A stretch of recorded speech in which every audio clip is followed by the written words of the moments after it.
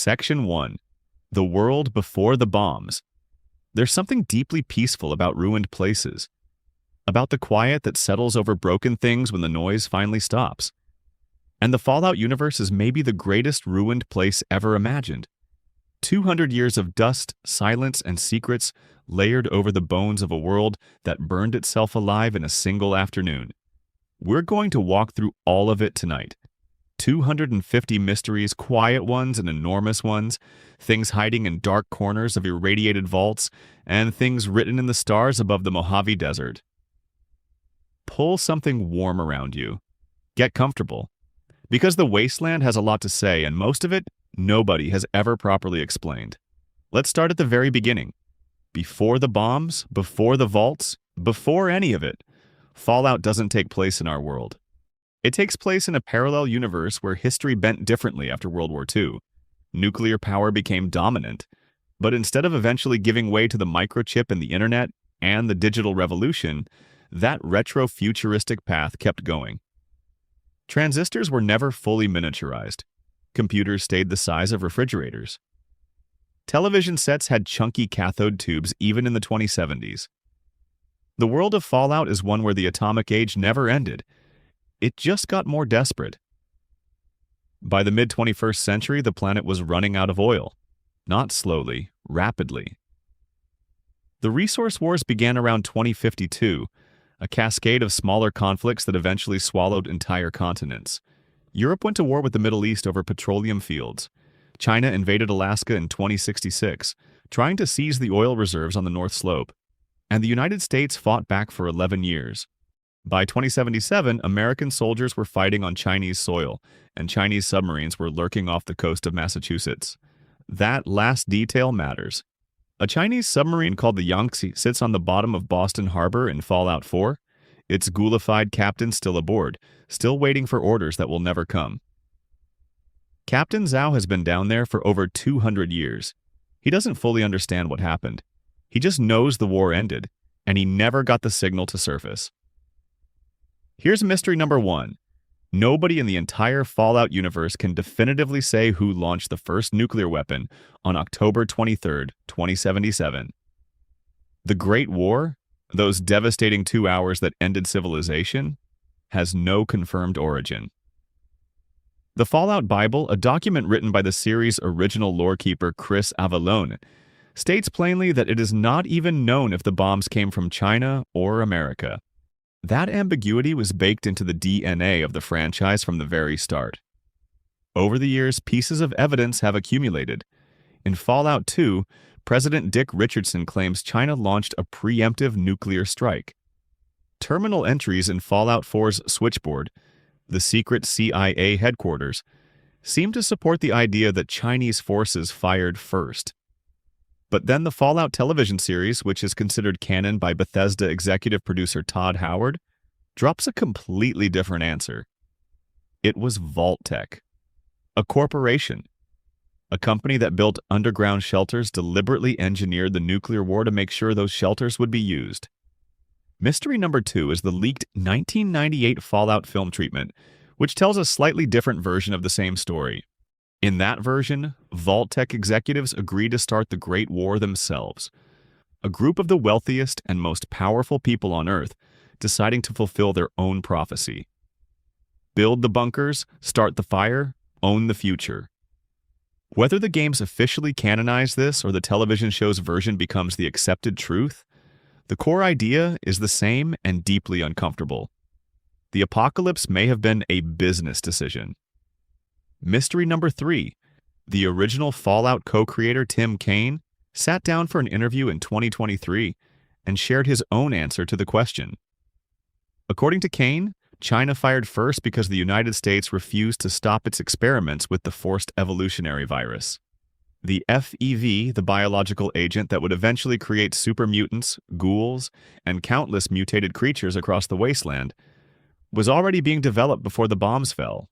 China discovered what was happening. They demanded America stop. America agreed, then quietly moved the experiments to a different facility.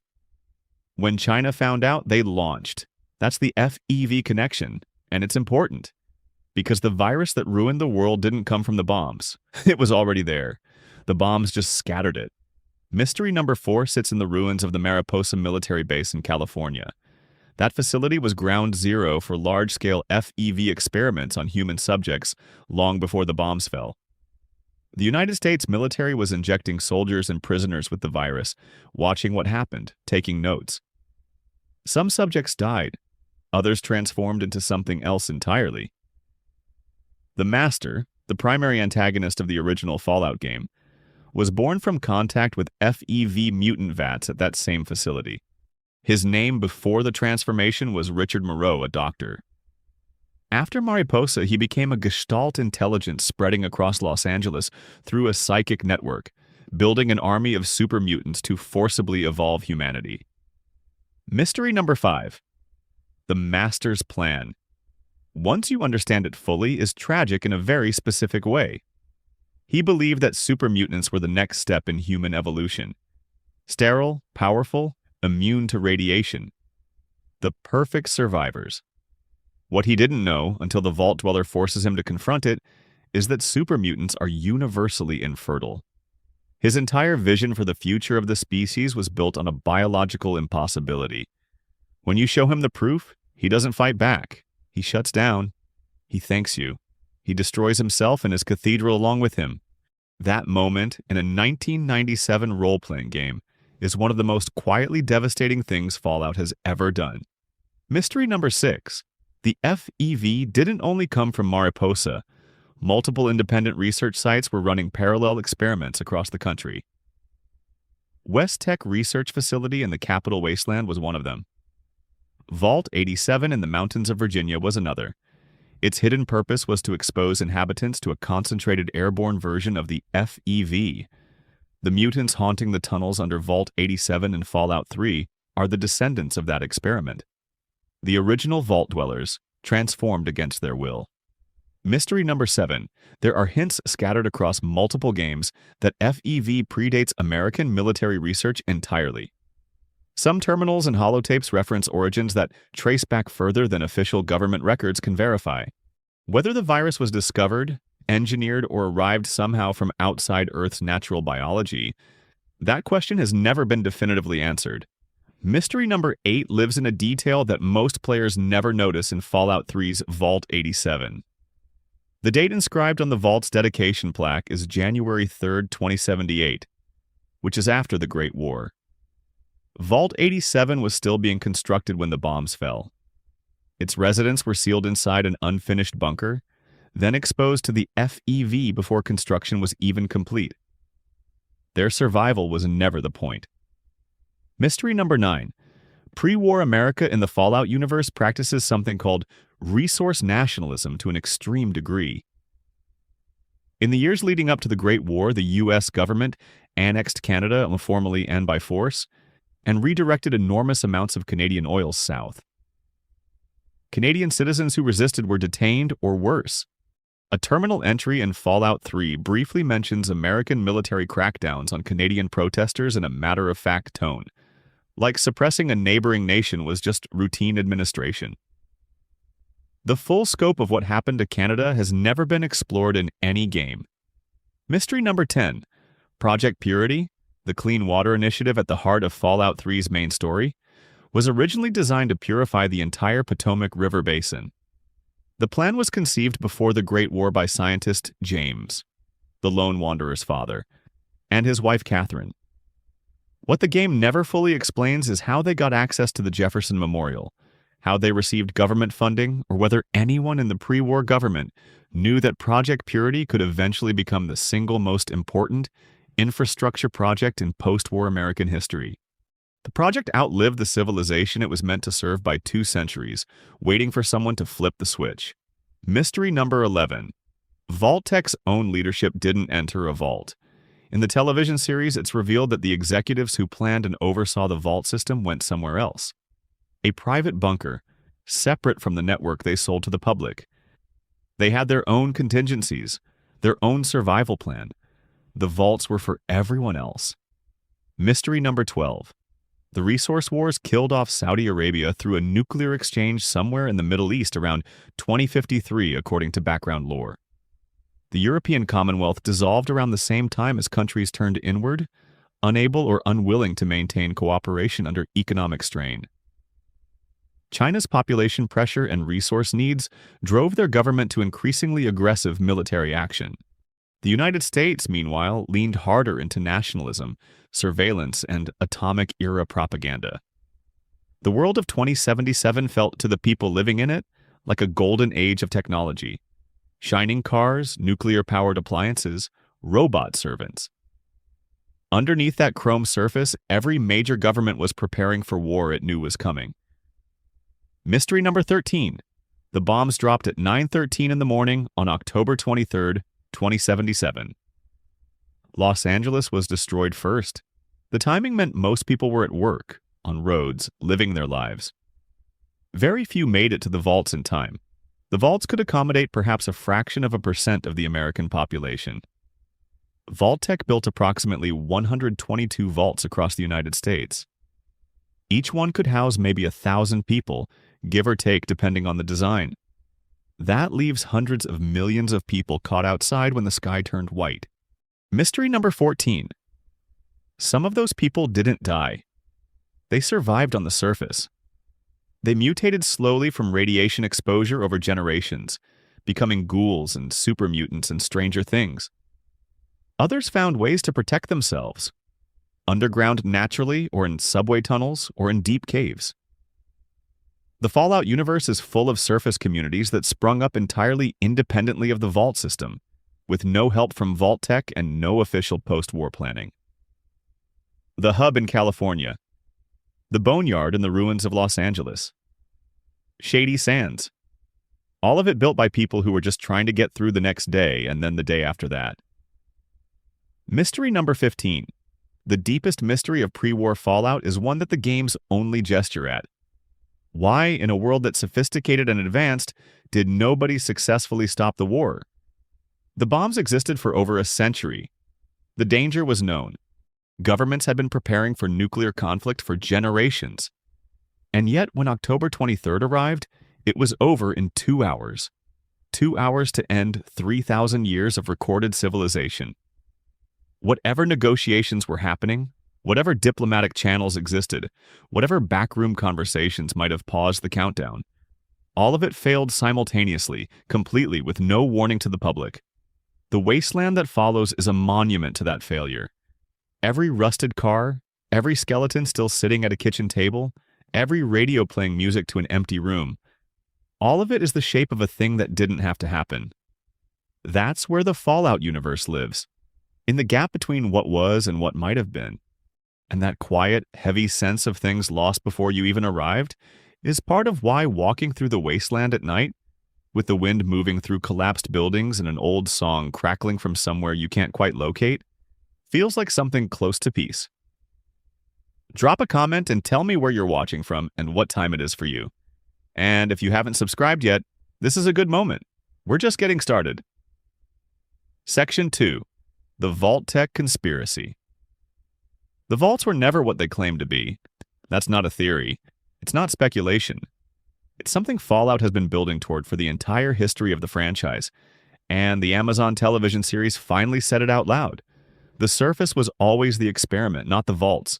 The vaults were the control conditions. The wasteland itself was the laboratory. Let that settle for a moment. Vault-Tec Corporation marketed their underground shelters as humanity's best hope for survival. Cozy, technologically advanced, self-sustaining bunkers where American citizens could wait out nuclear war and emerge to rebuild. The Vault-Tec boy, that cheerful thumbs-up silhouette, was plastered on billboards and government pamphlets. It said, "We've got this. Come underground, you'll be safe." They weren't safe. Almost none of them were. Mystery number 16. Only a small percentage of Vault-Tec vaults were designed to function as genuine shelters. Called control vaults, they were meant to provide baseline comparison data for the experiments happening in every other vault.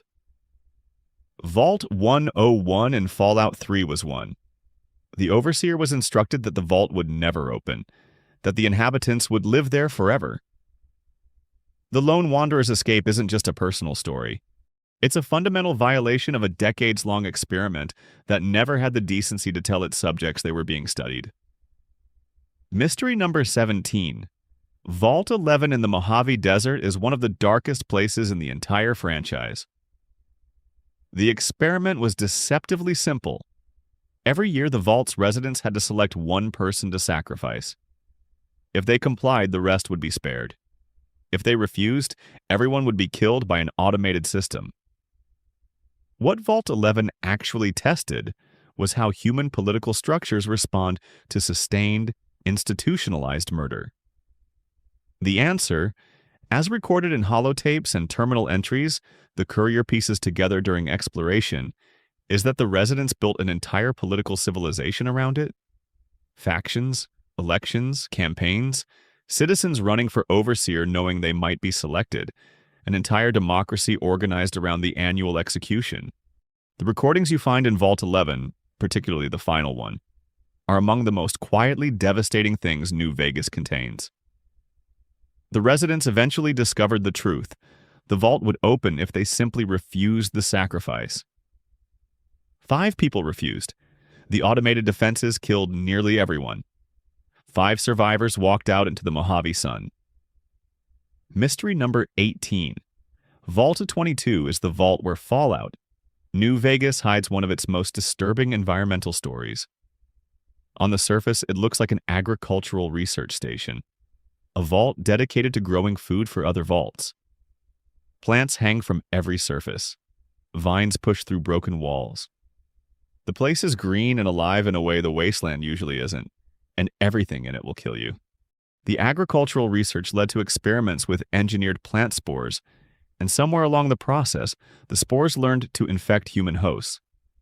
Not killing them, colonizing them. The infected behaved normally at first, then the spores grew. The terminal entries document the progression with clinical calm.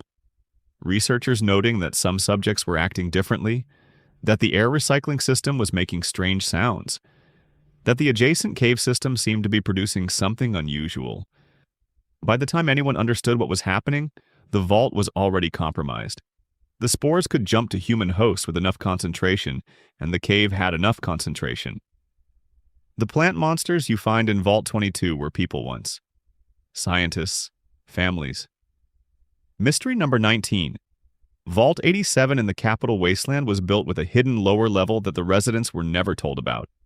The official vault levels housed normal-looking living quarters, a cafeteria, classrooms.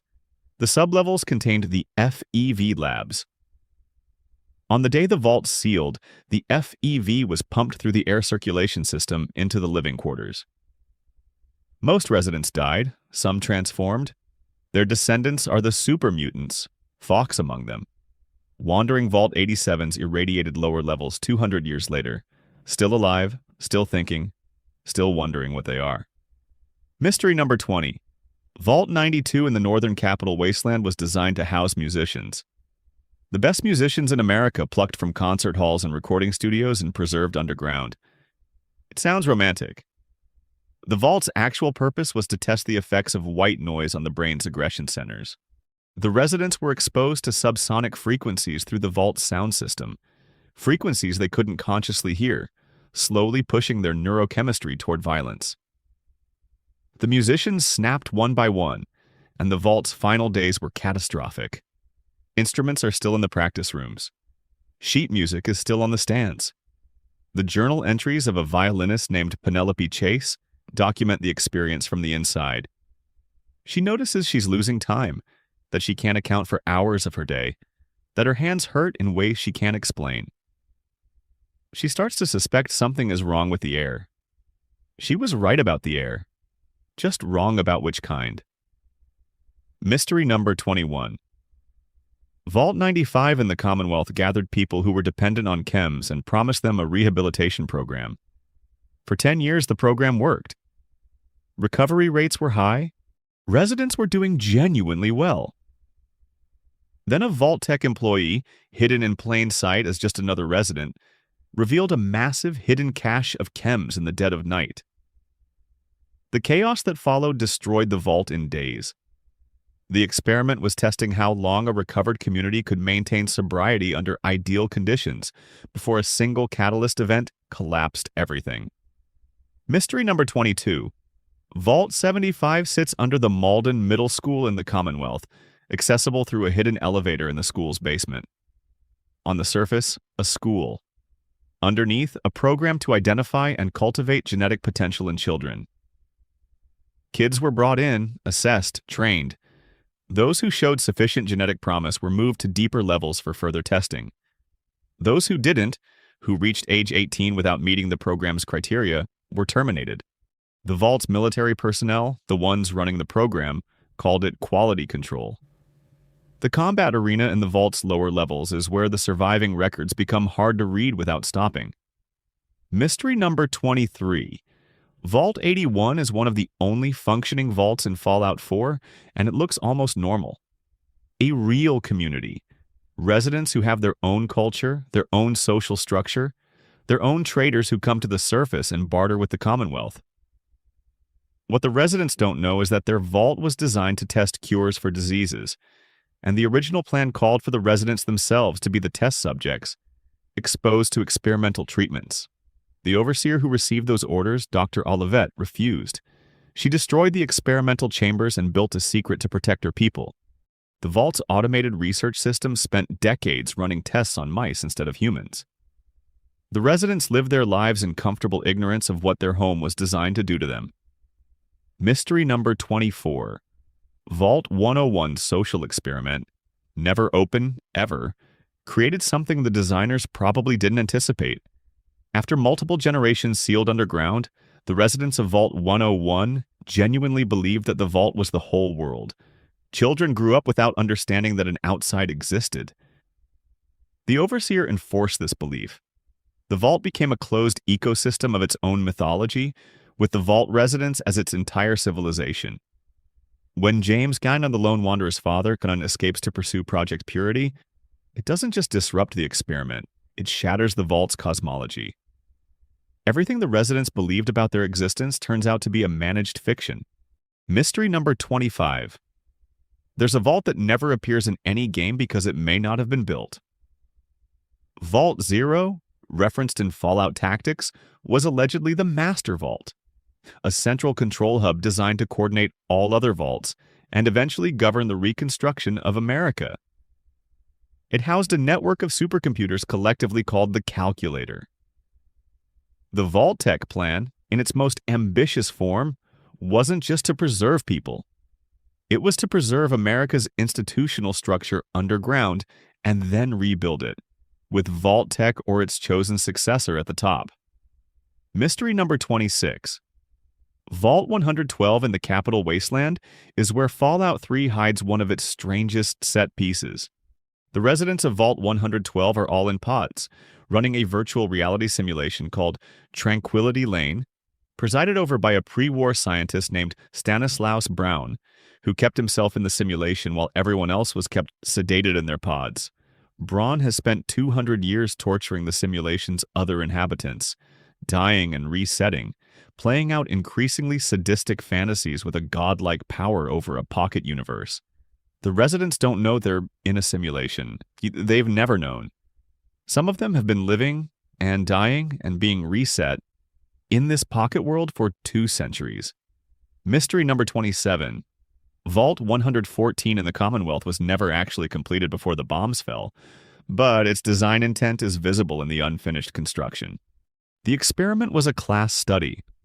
Wealthy, educated residents were given a humble overseer of low social status, while the overseer was given near absolute power. The experiment was testing whether social hierarchies would reassert themselves underground, whether the wealthy would accept being governed by someone they would normally consider their inferior. Construction was still ongoing on October 23, 2077. The vault sealed anyway, with workers still inside. Mystery number 28. There's a recurring figure in Vault lore. A Vault-Tec representative who appears in terminal entries across multiple vaults, signing off on the most brutal experiments with cheerful professionalism. The tone of these entries is what makes them strange. They're written with the cadence of a corporate project approval. Experiment parameters are confirmed. Expected mortality rates are noted. Recommendations for control populations are appended. The bureaucratic language of project management applied to mass human experimentation produces a specific kind of horror that raw violence doesn't achieve. Mystery number 29. Vault 79 in Appalachia was designed to store the United States gold reserves. Fort Knox underground, essentially. The Vault's experiment wasn't about the residents. The residents were secondary. The experiment was whether the United States government, or whatever emerged to claim its authority, could successfully monetize and control the national gold supply in a post-nuclear environment. The gold is still there. The NCR in Fallout, New Vegas uses gold-backed currency, and the connection between Vault 79's reserves and the NCR's economic system is never fully traced in the games. Mystery number 30. The most deeply unsettling thing about the Vault system is a statistical one. Vault-Tec had the capacity, resources, and advance warning to build shelters that could have genuinely protected far more people. The choice to build experimental vaults, to prioritize data collection over survival, meant that millions of people who could have been saved were instead used as research subjects. The implied corporate calculation, the data gathered from the experiments, was worth more to Vault-Tec's long-term plans than the people they sacrificed to gather it. Mystery number 31. In the television series, we learned that the three linked vaults, Vault 31, Vault 32, and Vault 33, were part of an especially elaborate scheme. Vault 31 was kept closed, its residents in cryosleep, managed by a robo-brain named Bud, who was once a Vault-Tec executive. The two active vaults were encouraged to intermarry and share gene pools. The purpose was to maintain a population of loyal Vault-Tec adjacent humans who could eventually be awakened and used to reconstitute Vault-Tec's control over the wasteland. The Vault's most cheerful-seeming, most civic-minded residents were, in effect, a managed breeding population. Mystery number 32. One of the most hidden corners of Vault lore is the fact that Vault-Tec itself doesn't appear to have survived as a functional corporate entity after the bombs fell. Its leadership went somewhere, the private bunker seen in the show's flashbacks, and what happened to them is still largely unknown in the canonical game timeline. The company's legacy persists through its vaults, through its robots, through its paperwork and its records and its experiments, still running on automated systems 2 centuries after the last human employee probably died. A corporation outliving its founders by becoming pure infrastructure. That's a particular kind of haunting. Mystery number 33. Some vaults were not experiments at all, they were just vaults. Vaults 76, 101, and a handful of others were control groups. Genuine shelters with genuine survival intent, because the experiment needed a baseline. Something to compare the experimental results against. The people in these control vaults were just people, trying to live, not knowing that other vaults nearby were slowly destroying their populations in the name of research. The proximity of the suffering and the normalcy is what makes the comparison unbearable. Section 3. The Mysterious Stranger. Somewhere in every corner of the wasteland, across every generation of Fallout games, a figure has been watching. He appears at the edges of desperate moments, settles things with a single shot from a heavy revolver, and disappears before anyone can ask who he is or where he came from. He's been doing this since the first Fallout game in 1997. He will presumably still be doing it when Fallout 5 eventually arrives. Nobody knows who the mysterious stranger is. That might sound like a simple thing, a fun gameplay mechanic dressed up with a little mystery. But the more you look at the mysterious stranger across every game he appears in, the more the mystery deepens. There are clues, there are implications, there are threads that, if you pull on them, lead somewhere genuinely strange. Mystery number 34. The mysterious stranger first appeared in the original Fallout as a perk. A random chance of an unnamed, coat-wearing, revolver-carrying figure showing up to assist during combat. In Fallout 2, the stranger could appear as female. From Fallout 3 onward, he's consistently male. In Fallout 4, Nick Valentine, the detective synth in Diamond City, has an active case file on the stranger sitting under his bed. Valentine has been trying to identify this person for years and has gotten nowhere. His case notes confirm that the stranger has been operating in both the capital wasteland of Fallout 3 and the Commonwealth of Fallout 4, which is separated by a significant distance. The stranger gets around. Mystery number 35. The visual inspiration for the mysterious stranger comes from two places. First, a famous scene in Sergio Leone's film The Good, the Bad, and the Ugly, where an unnamed figure disposes of several attackers before anyone can react.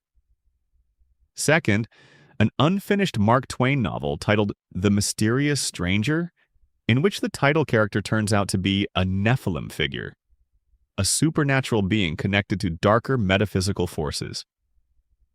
The Fallout developers have never confirmed exactly how much of the Twain connection they intended, but the parallels are hard to dismiss. Mystery number 36. In Fallout New Vegas, the only game where anyone related to the mysterious stranger appears, there's a character called the Lonesome Drifter. He's a solitary musician sitting east of El Dorado Dry Lake, playing guitar, camping in the desert. Through conversation, it becomes clear that the drifter's father was an absent man, mysterious, a stranger to his own family. The drifter carries a unique weapon called the Mysterious Magnum. When the courier draws it, the same distinctive guitar riff that accompanies the mysterious stranger's appearances plays automatically. When you holster the weapon, a different chord sounds. The implication is clear: the lonesome drifter is the mysterious stranger's son. The most iconic figure in the entire Fallout franchise is a deadbeat father who periodically shows up to save strangers' lives, while his own child camps alone in the desert with the only memento of a man he barely knew. Mystery number 37. If the mysterious stranger is the drifter's father, then he was human at some point. Human enough to have a relationship, have a child, leave that child a gun and a memory.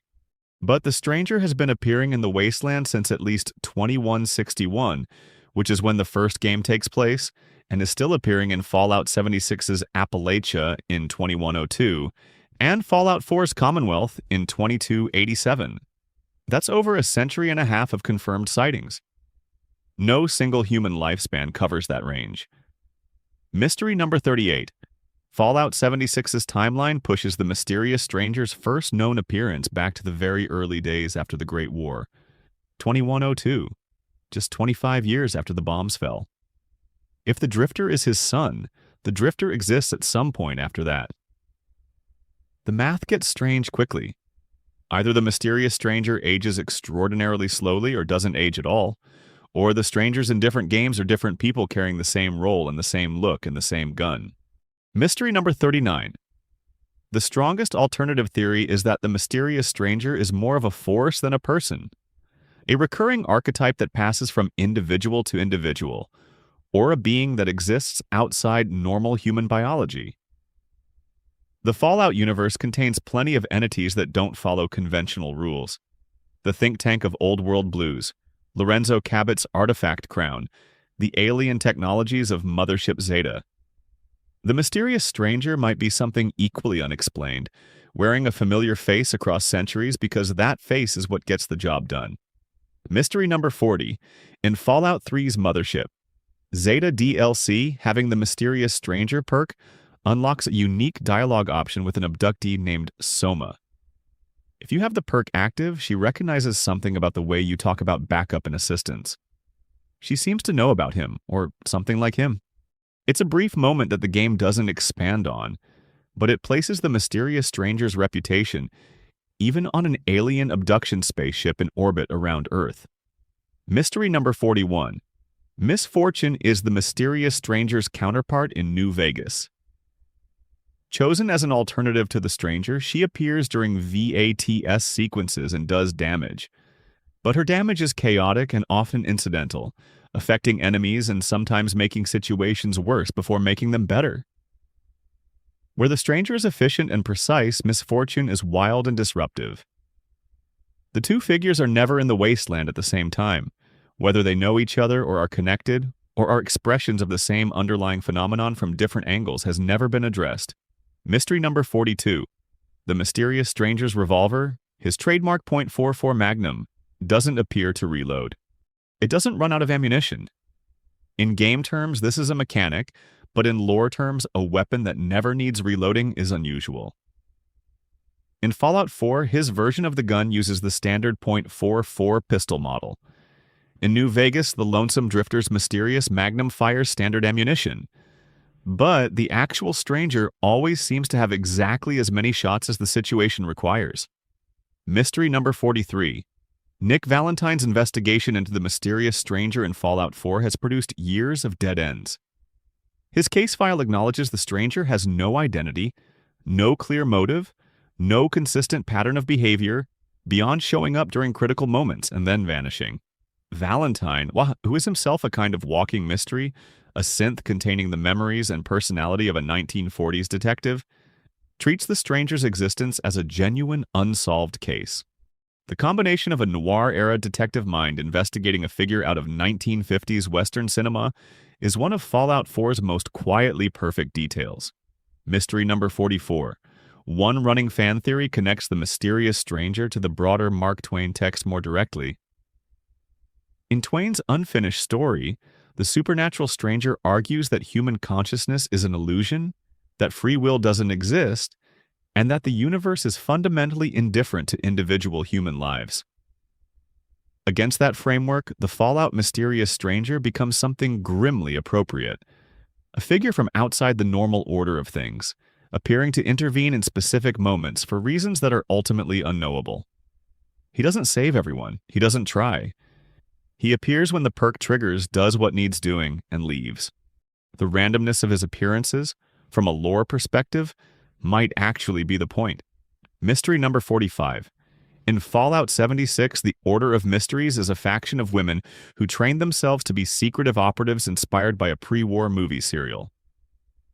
One fan theory places the Appalachian version of the mysterious stranger as a devotee of this same tradition, someone who absorbed the aesthetic and the mission of the covert helper and made it his entire identity. This would explain the early era 2102 appearances without requiring the stranger to be immortal. But it doesn't explain how that tradition continued for nearly 200 more years and remained consistent in appearance across thousands of miles. Mystery number 46.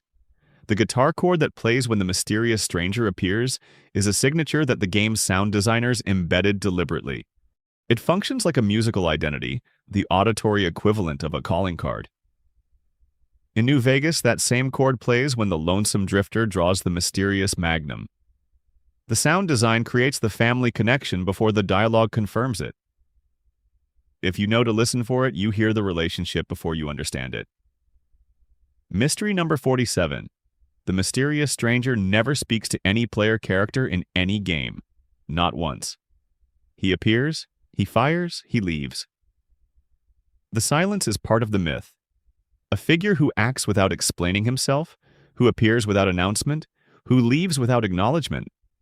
In a franchise where almost every character has something to say, the stranger's silence is conspicuous enough to be meaningful. Whatever he is, wherever he comes from, the mysterious stranger is the oldest running mystery in Fallout's history. He's been in the wasteland longer than any faction, longer than any city, longer than almost any named character who's survived across multiple games. He might be the closest thing the Fallout universe has to a guardian angel, if angels carried .44 magnums and never once said why they were there. Section 4. Ghosts of the Capital Wasteland. The ruins of Washington, D.C. are something that Fallout 3 handles with a particular kind of gentleness. For a game about the aftermath of nuclear annihilation, Bethesda's Capital Wasteland has a softness to its desolation. The Lincoln Memorial still stands.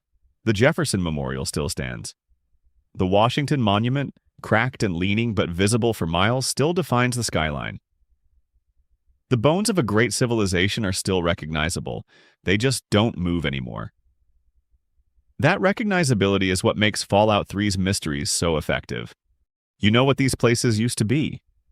You can feel the weight of what's missing. Mystery number 48. The Museum of History in Washington, D.C. is home to a ghoul community called Underworld, one of the most peaceful settlements in the game, hidden inside the skull of a giant Halloween dinosaur decoration on the museum's exterior. The community has been there for over 200 years. Its residents have watched the city decay around them and built something like a life in the dark. A character named Carol runs a small bed and breakfast inside, and she's over 200 years old and remembers the day the bombs fell. She was young then. She's not young now. The ghouls of Underworld represent one of the strangest survival stories in the capital wasteland, but the game only gestures at the full scope of what 2 centuries of continuous habitation inside a novelty dinosaur might have been like. Mystery number 49. A location called Vault 92 sits in the northern reaches of the map, accessed through a forested area full of raiders. The Vault's experiment, white noise and neurological aggression, produced an audio log trail from the residents that reads like a slow descent. The musicians document their experience with the careful attention that creative people sometimes bring to their own unraveling. One entry from a string quartet member describes hearing the other 3 playing, late at night when they should have been asleep. The music was wrong. Not wrong notes, wrong intention. She couldn't explain the difference, but she could feel it. Mystery number 50. There's a pre-war town called Andale in the southern capital wasteland that looks at a glance almost normal. White picket fences, maintained houses, friendly neighbors who wave and invite you for dinner. The normality is the first sign something is deeply wrong. The residents of Andale have survived for 2 centuries through cannibalism, and they believe they're preserving the American dream.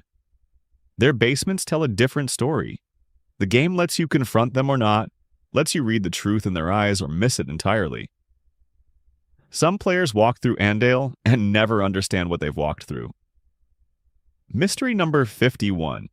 The Capitol building is where Fallout 3 hides its most politically layered moment. The building is controlled by a super mutant faction called the Master's Army Remnants. Creatures who arrived in the Capitol Wasteland long before the game's events began. How they got from California to Washington, D.C. is never fully explained. The distance is enormous. The journey, for a newly mutated creature trying to navigate a post-nuclear landscape in the decades after 2077, would have been extraordinary.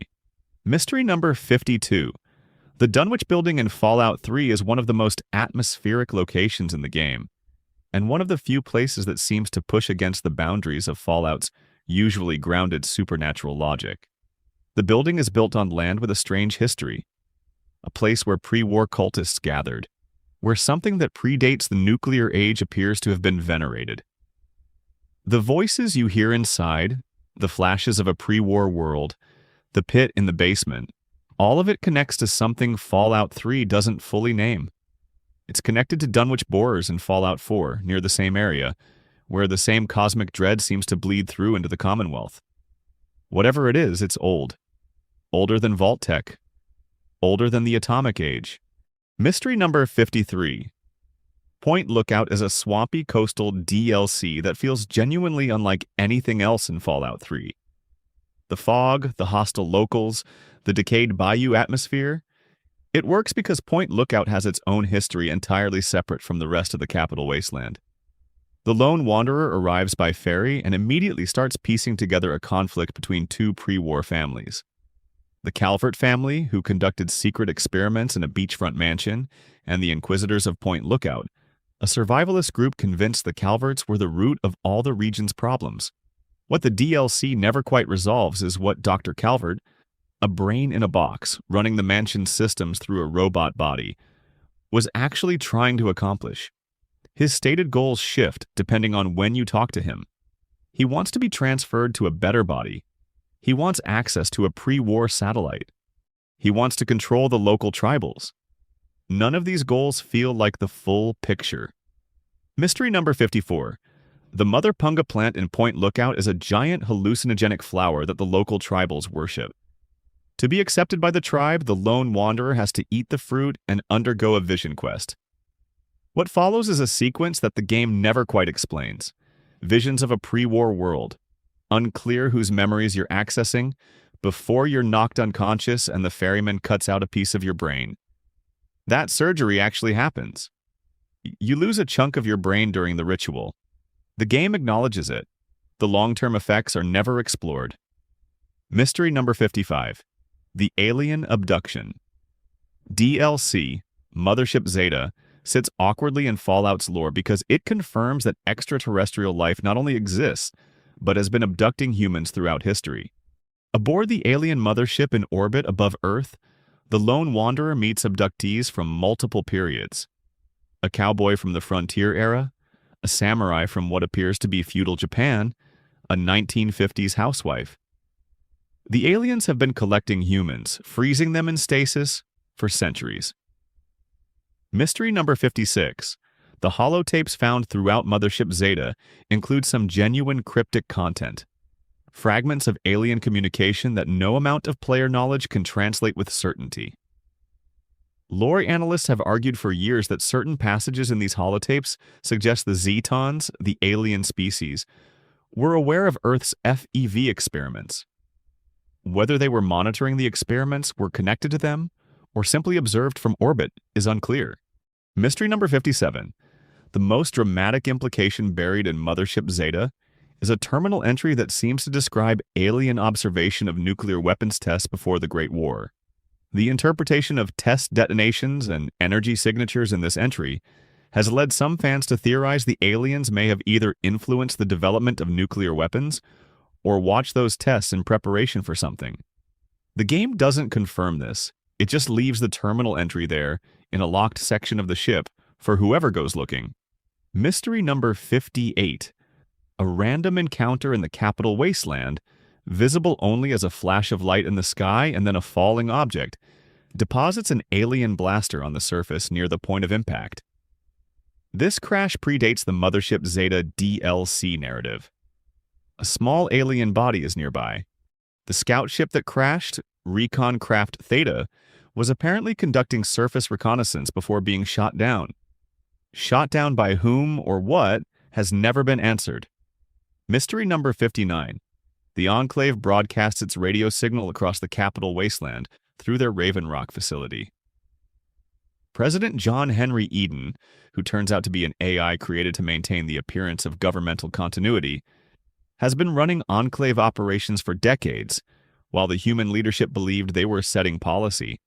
Eden's existence as a functional, self-aware AI that has convinced itself and everyone around it that it is the legitimate president of the United States represents one of Fallout 3's most unsettling concepts. He sounds reasonable. He sounds patriotic. He has a favorite pie recipe, and he has been systematically planning to poison the water supply. Mystery number 60. The Brotherhood of Steel's presence in the capital wasteland is explained as a rogue chapter that traveled east from California against the wishes of the main organization. Elder Lyons, the lone wanderer's eventual ally, reoriented the chapter from its original mission of technology collection toward protecting the local population. His daughter Sarah continues this approach after his death. What's left unexplained is why the original mission order to retrieve advanced technology from the East was issued at all. What specific technology the Brotherhood High Council wanted from the ruins of DC, and whether they ever received any information about what Lyons found. Section 5. The Mojave's Darkest Corners. The Mojave Desert in Fallout. New Vegas is a place where the light is different from other Fallout settings. The sky is huge and pale. The distances are vast. You can see things coming from a long way off, which means you also have plenty of time to wonder whether what you're seeing is real.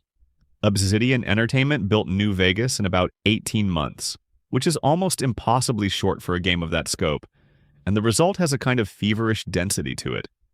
Details packed into every corner. Lore layered underneath lore. Questions that lead to other questions. Mystery number 61. The Courier, your character in New Vegas, begins the game having been shot in the head and left for dead in a shallow grave. Doc Mitchell, a retired medic in Goodsprings, digs you out and patches you back up. The game never addresses how the Courier physically survived a point-blank gunshot to the skull that most people would not survive. Some players assume it's just game logic, a necessary narrative convenience. Others think it's meaningful, that the Courier's survival is itself a mystery, a hint that something about this particular person is not entirely ordinary. Mystery number 62. The Courier's past before the game begins is deliberately vague. You're given broad outlines. A person who delivers things across dangerous territory, presumably tough and experienced. But Ulysses, the main antagonist of the Lonesome Road DLC, knows the courier personally. He describes a shared history involving a community called the Divide, that the courier inadvertently destroyed by delivering a package containing the activation codes for buried nuclear warheads. The courier didn't know what the package contained. It didn't matter. Mystery number 63. Ulysses himself is one of the most developed antagonists in Fallout history, which makes his near-total absence from the main game all the more interesting. He was originally designed as a Legion-aligned companion who would travel with the courier throughout New Vegas.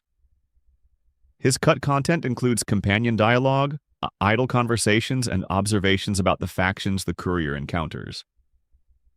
The decision to remove him from the main game and save him entirely for the final DLC was made during development.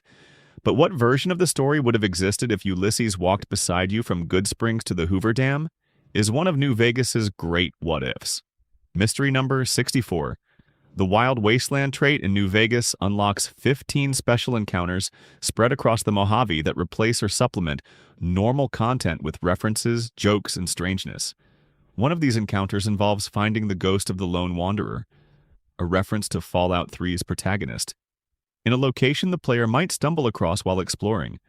A battered refrigerator, blasted open, with skeletal remains inside and a fedora on the ground nearby. A nod to Indiana Jones. The Indiana Jones reference is itself a joke about nuclear refrigerators, completing a circle from a 2008 film to a 2010 game set in the nuclear wasteland.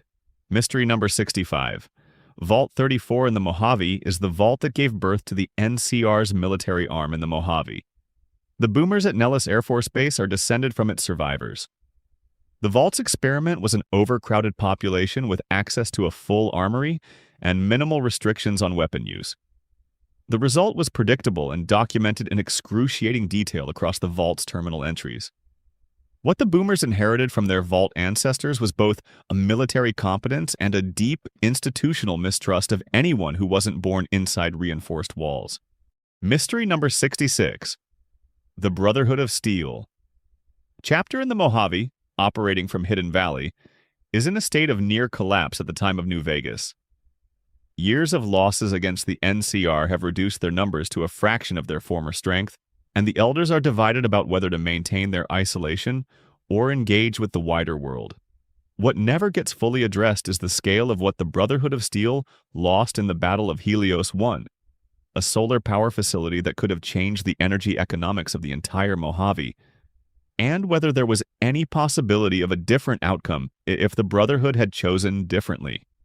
Mystery number 67. The Great Khans in New Vegas are the remnants of a raider gang that has survived multiple near annihilations, losing members to the NCR and the Courier's predecessors across multiple Fallout titles. Their backstory connects to the hub in California, to events in Fallout 1 and Fallout 2. By the time of New Vegas, they're camped in the ruins of a quarry, trying to decide whether their future lies with Caesar's Legion or with escape to the Great Plains. The ending slides reveal what happens to them depending on the courier's choices, but the branching paths feel like they barely scratch the surface of what a group with this much history might eventually become. Mystery number 68. The Sierra Madre Casino in the Dead Money DLC is built on one of Fallout, New Vegas's most elegant metaphors. A casino that was never opened, preserved under a toxic cloud, full of poison gas dispensers and explosive collars and a holographic workforce that kills anyone it perceives as a threat. Frederick Sinclair, the casino's owner, had it built as a gift for the woman he loved, a Vera Keyes, a pre-war actress, and then built in layer after layer of contingency when he realized she was being used to manipulate him. The casino is a monument to love curdled into control, and the cloud that preserved it also poisoned everything around it. Mystery number 69. The cloud itself, the toxic red mist surrounding the Sierra Madre, has no fully explained origin. It came from the casino's ventilation systems, yes, but what compound it actually is, how it was synthesized, and why it specifically animates the ghost people outside isn't spelled out. The ghost people, former workers in hazmat suits who were caught in the cloud when it first dispersed, are something between alive and dead, unkillable through conventional means because something in the cloud has changed their biology. They're one of the genuinely alien-feeling enemy types in the entire franchise. Mystery number 70. Honest Hearts takes the courier to Zion National Park in Utah, where a new Canaanite caravan has stumbled into a conflict between the Dead Horses tribe, the Saros tribe, and a raider gang called the White Legs. Joshua Graham, the Burned Man, Caesar's first legate who survived being lit on fire and thrown into the Grand Canyon, which Caesar considered adequate execution, is here. His survival of that execution is never medically explained, and is treated by the game as something approaching the miraculous. Graham's own faith fills that explanatory gap. He survived because God wasn't done with him yet. Whether or not that's true in the Fallout universe, it's what Joshua Graham believes, and he acts accordingly. Mystery number 71. Old World Blues takes the courier to the Big MT research complex in the Mojave Hills, a pre-war think tank where scientists performed experiments so extreme that the surrounding crater is still radiating decades later. The think tank scientists who greet you have had their brains removed and placed in robotic chassis so they could continue working indefinitely, a process that severed their connection to their own humanity so thoroughly that they have no memory of having bodies and seem completely untroubled by this. One of them, Mobius, had enough awareness to realize something was wrong and isolated himself to prevent the think tank from doing further damage. But his solution involved self-medicating with alcohol and creating the robotic menace that the player has to fight through to reach him. Mystery number 72. The Divide in Lonesome Road is a place that was once a community called the Divide, a crossroads settlement that was growing into something important, a natural gathering point with enough resources and stability that people were building real lives there. Then the courier unknowingly delivered an encrypted package that activated a buried network of nuclear weapons, destroying everything. Ulysses watched it happen. He was there. He saw the community die and the sky crack open. The Divide in the DLC is the physical aftermath of that event. A permanent storm. Deranged soldiers called the Marked Men who were caught in the explosion, and survived it through sheer determination and agony, an architecture that was shredded by the same kind of nuclear wind that makes the ending of Lonesome Road so viscerally frightening. Mystery number 73. The courier's possible backstory, assembled from optional dialogue choices and the hints Ulysses drops throughout the DLC, suggests a long and complicated pre-game history. The courier has been to the Mojave before, has spent time in other parts of the wasteland, has, according to dialogue options, possibly been pregnant, has, depending on the Lady Killer perk dialogue, fathered a child in Montana. The courier is deliberately the most mysterious protagonist in the franchise. A blank slate who, if you go looking, turns out to have edges and a history. Mystery number 74. The NCR and Caesar's Legion represent two visions of post-war civilization, and New Vegas presents both with enough nuance that neither is simply good or simply bad. The NCR is a functioning democracy with real institutions, but it's also resource-hungry, corrupt at its edges, and conducting what amounts to an imperial expansion. The Legion is brutal, slavery-based, and functions through fear, but it's also stable and consistent in a way that the chaotic Mojave sometimes isn't. The House option, supporting Robert House and his pre-war casino magnate ambitions for Vegas's independence, and the Yes Man option, supporting the courier themselves as sovereign authority, are equally complicated. What New Vegas never resolves is which of these futures actually works. The ending slides give each faction a summary but no definitive answer. That's intentional. Obsidian designed the game so that the best ending depends entirely on what you think civilization should look like. Section 6. The Commonwealth's Hidden Depths. Fallout 4's Commonwealth is the most densely detailed wasteland Bethesda has ever built. Boston's geography maps to real Boston streets with surprising accuracy, and the city's layered history, like colonial, revolutionary, industrial, academic, bleeds through the post-apocalyptic overlay in ways that are easy to miss but impossible to unsee once you notice them.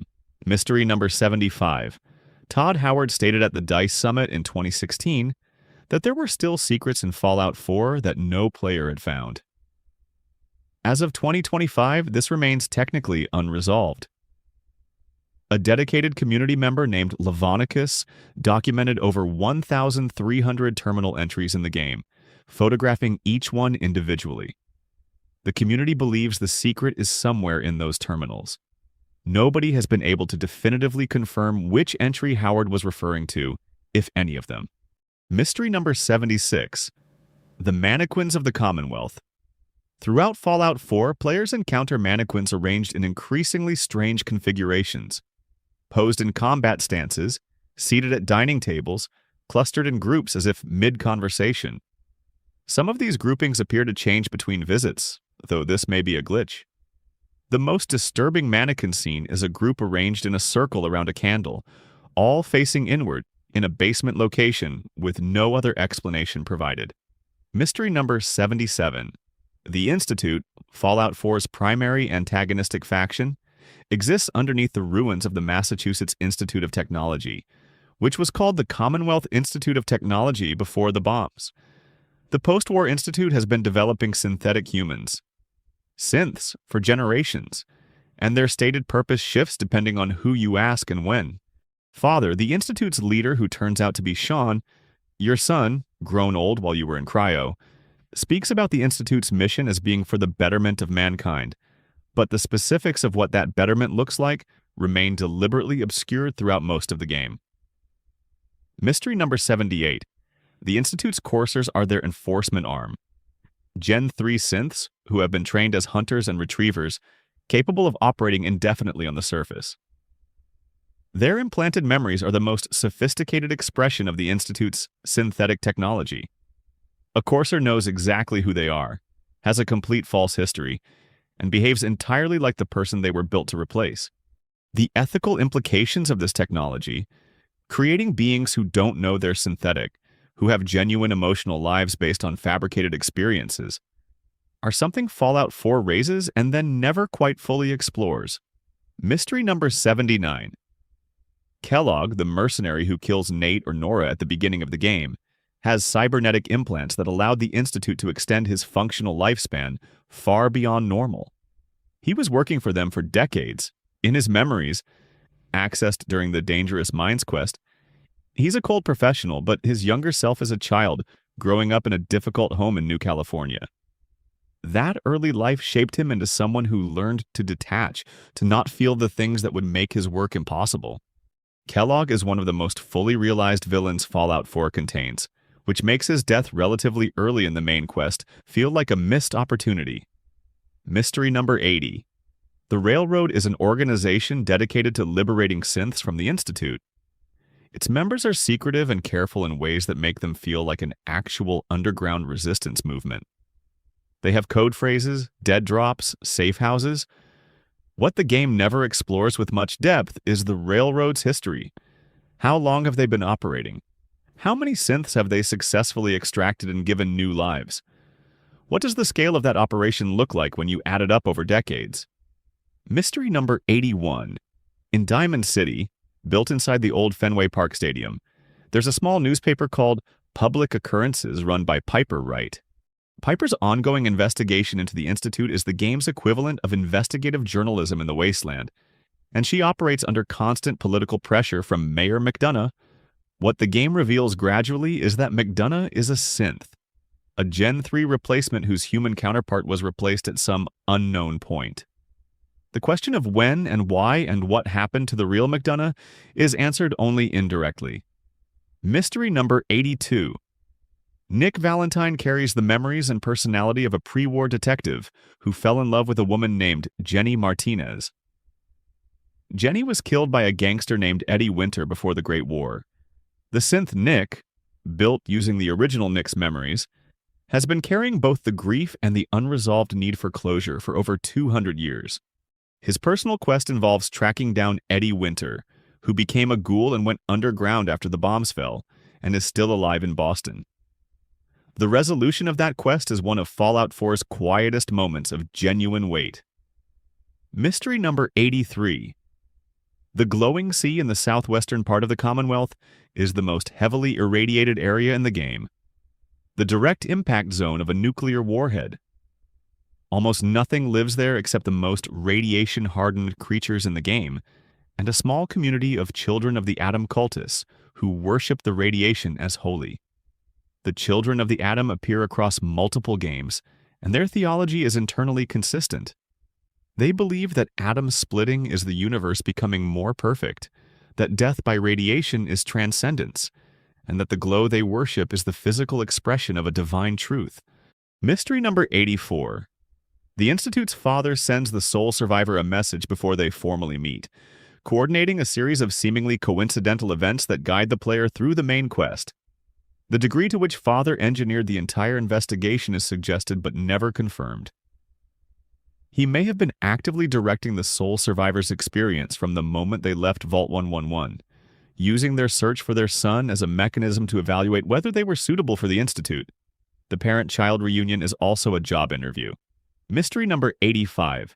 The Far Harbor DLC sends the sole survivor to an island off the coast of Maine, based on the real Bar Harbor, where children of the Atom Settlement, a far-flung colony of synths, and an isolated fishing community are moving toward violent conflict. Hidden in the island's deep fog is a Children of the Atom sanctum called the Nucleus, where the cult's high confessor preaches to her followers about the coming atom.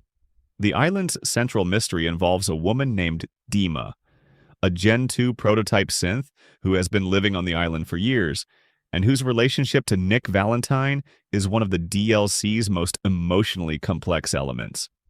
Mystery number 86. Dima's memory sequences are some of the most disturbing content in Fallout 4. His crimes, specifically the one the sole survivor discovers in his memory archives, involve a decision that may have been morally justified under the circumstances and is almost certainly ethically monstrous regardless of justification. The DLC lets you decide whether to expose him or protect him, and neither choice feels clean. It's one of the few times Fallout 4 reaches the moral complexity that Obsidian built into New Vegas. Mystery number 87. Vault 118 on Far Harbor was designed for the extremely wealthy. The wealthiest people in America, who were promised the very best of the Vault experience. 60 people paid enormous amounts for access. The experiment involved placing them in a luxurious environment and observing whether class conflict would emerge or whether shared adversity would equalize the social dynamics. The Vault's residents never made it inside. They were still negotiating the final paperwork and settling financial disputes when the bombs fell. The Vault sealed with only a skeleton crew of construction workers and maintenance staff, who did not survive. Vault 118's intended residents, all 60 of them, died on the surface. Mystery number 88. Mama Murphy in Sanctuary Hills has a psychic gift she calls the Sight. Under the influence of chems, she receives genuine visions of future events. Not hallucinations, but actual predictions that turn out to be accurate. The game provides no explanation for this. Her gift might be chemical, might be a form of sensitivity to something in the post-war environment, might be connected to the Institute's experiments in ways nobody has established. She's a former chem addict with an unasked-for connection to something beyond normal human perception, and the game treats this as a minor character detail rather than the fascinating impossibility it actually represents. Section 7. Appalachia's Ancient Secrets. Fallout 76 takes place in West Virginia in 2102, 25 years after the Great War. It's the earliest point in the post-war timeline that any mainline Fallout game has explored, and it covers territory that's genuinely different from any other game in the series. A rural Appalachian landscape, with its own mythology, its own folklore, its own cryptids. Mystery number 89. The Mothman is a real West Virginia legend. A winged creature reported by multiple witnesses in Point Pleasant in 1966 and 1967, culminating with the collapse of the Silver Bridge. Fallout 76 incorporates the Mothman as an actual creature that can be encountered in the game world, with multiple variants ranging from passive to hostile to the deeply unsettling Wise Mothman, which appears to evaluate you rather than attack. The Wise Mothman can appear during certain quests and simply watches before departing. Mystery number 90. The cult of the Mothman in Fallout 76 worships the creature as a prophetic entity, which maps to some real-world interpretations of the Mothman sightings. The in-game cult's beliefs include genuine predictive elements. The Mothman does appear to show up before significant events. Whether this is supernatural or an algorithm built into a Vault-Tec experiment, nobody has fully decoded is left open. Mystery number 91. Cargo drones in the Appalachian wasteland cluster in the airspace above the Mothman Museum, circling in holding patterns over a portion of the map that players cannot easily access. The behavior appears in player reports consistently, but Bethesda has never officially addressed whether it's a glitch or an intended mystery. The drones are there. They are doing something. No one knows what. Mystery number 92. The Flatwoods Monster is another West Virginia cryptid incorporated into Fallout 76, a spindly, hovering creature that glows faintly and appears in low-traffic areas. The original Flatwoods Monster report from 1952 described a 10-foot-tall figure with a hovering helmet-like structure above its head that witnesses initially thought was a costume or craft. In Fallout 76, the creature's design suggests possible extraterrestrial origin, which fits the real-world Flatwoods monster mythology. Whether it's connected to the Z-Town aliens of Mothership Zeta or is something entirely separate is unaddressed. Mystery number 93. The Wendigo in Appalachian legend is a cannibal spirit.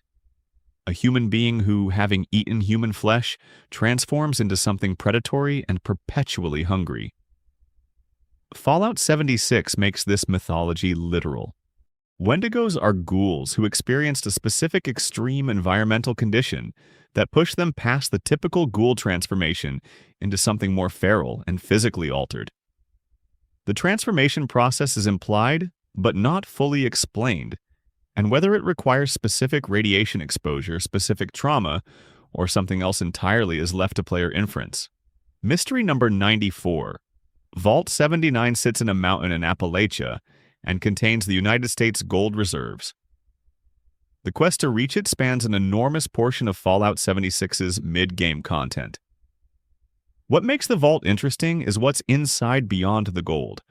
An assaultron named Paige, a community of treasure hunters, and a sense that the gold itself has become something mythological in the wasteland's emerging economy.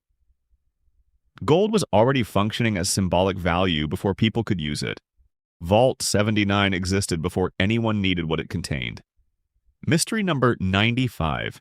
The Order of Mysteries was a pre-war organization founded by a woman named Shannon Rivers who played a fictional spy heroine on a TV show. After the bombs fell, Rivers adapted her character's methods, stealth, coded communication, strategic thinking, into a real training program for women who wanted to survive in the new world. The Order's members learned combat, infiltration, and espionage through what began as LARPing and evolved into genuine tradecraft. Rivers died before she could fully establish the Order, and her successors tried to carry on.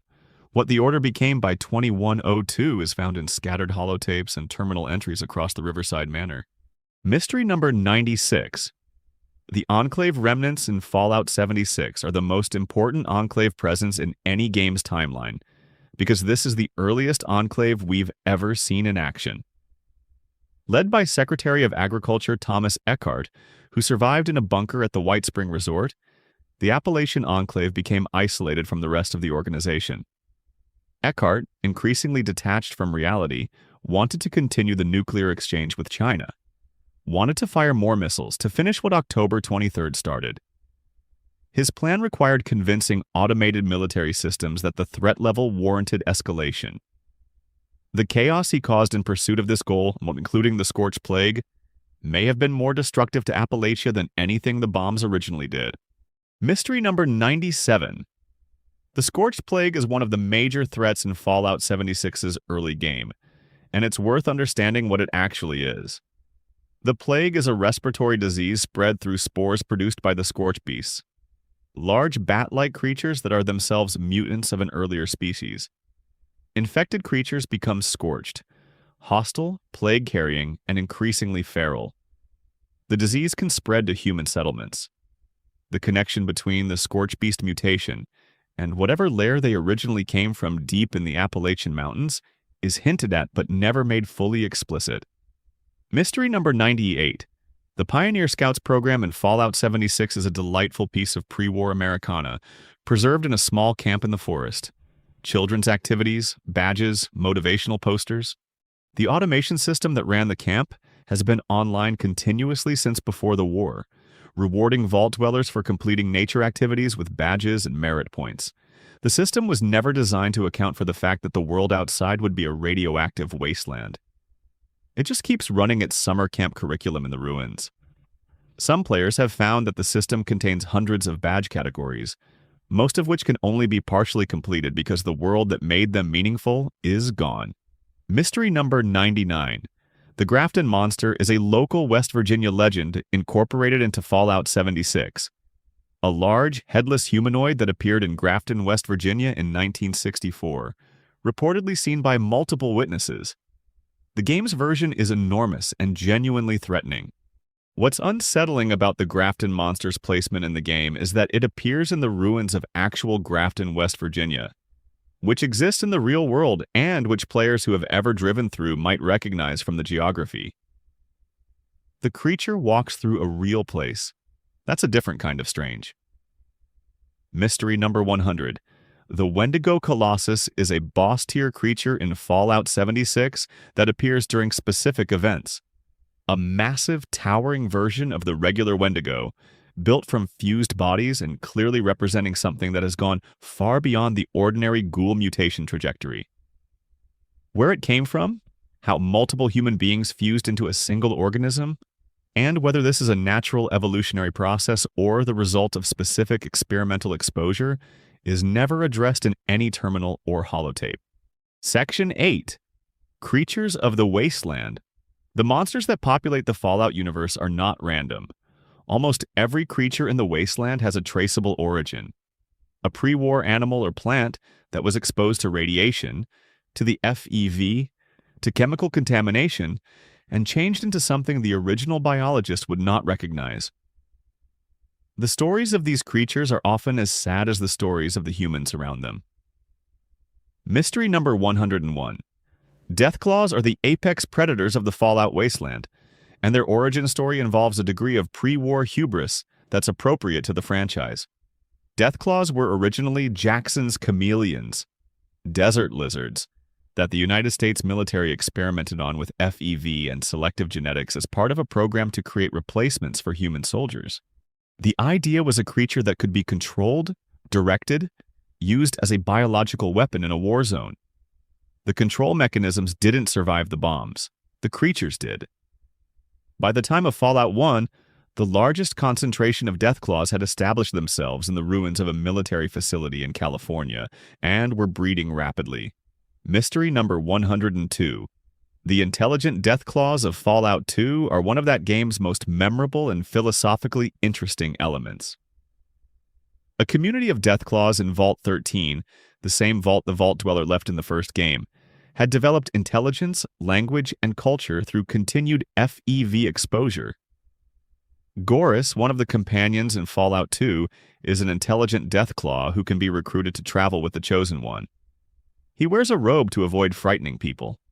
His voice is thoughtful and somewhat melancholy. He understands exactly what he is and what that means. The intelligent Deathclaws were eventually wiped out by the Enclave in the events following Fallout 2. Their extinction is referenced but not dramatized.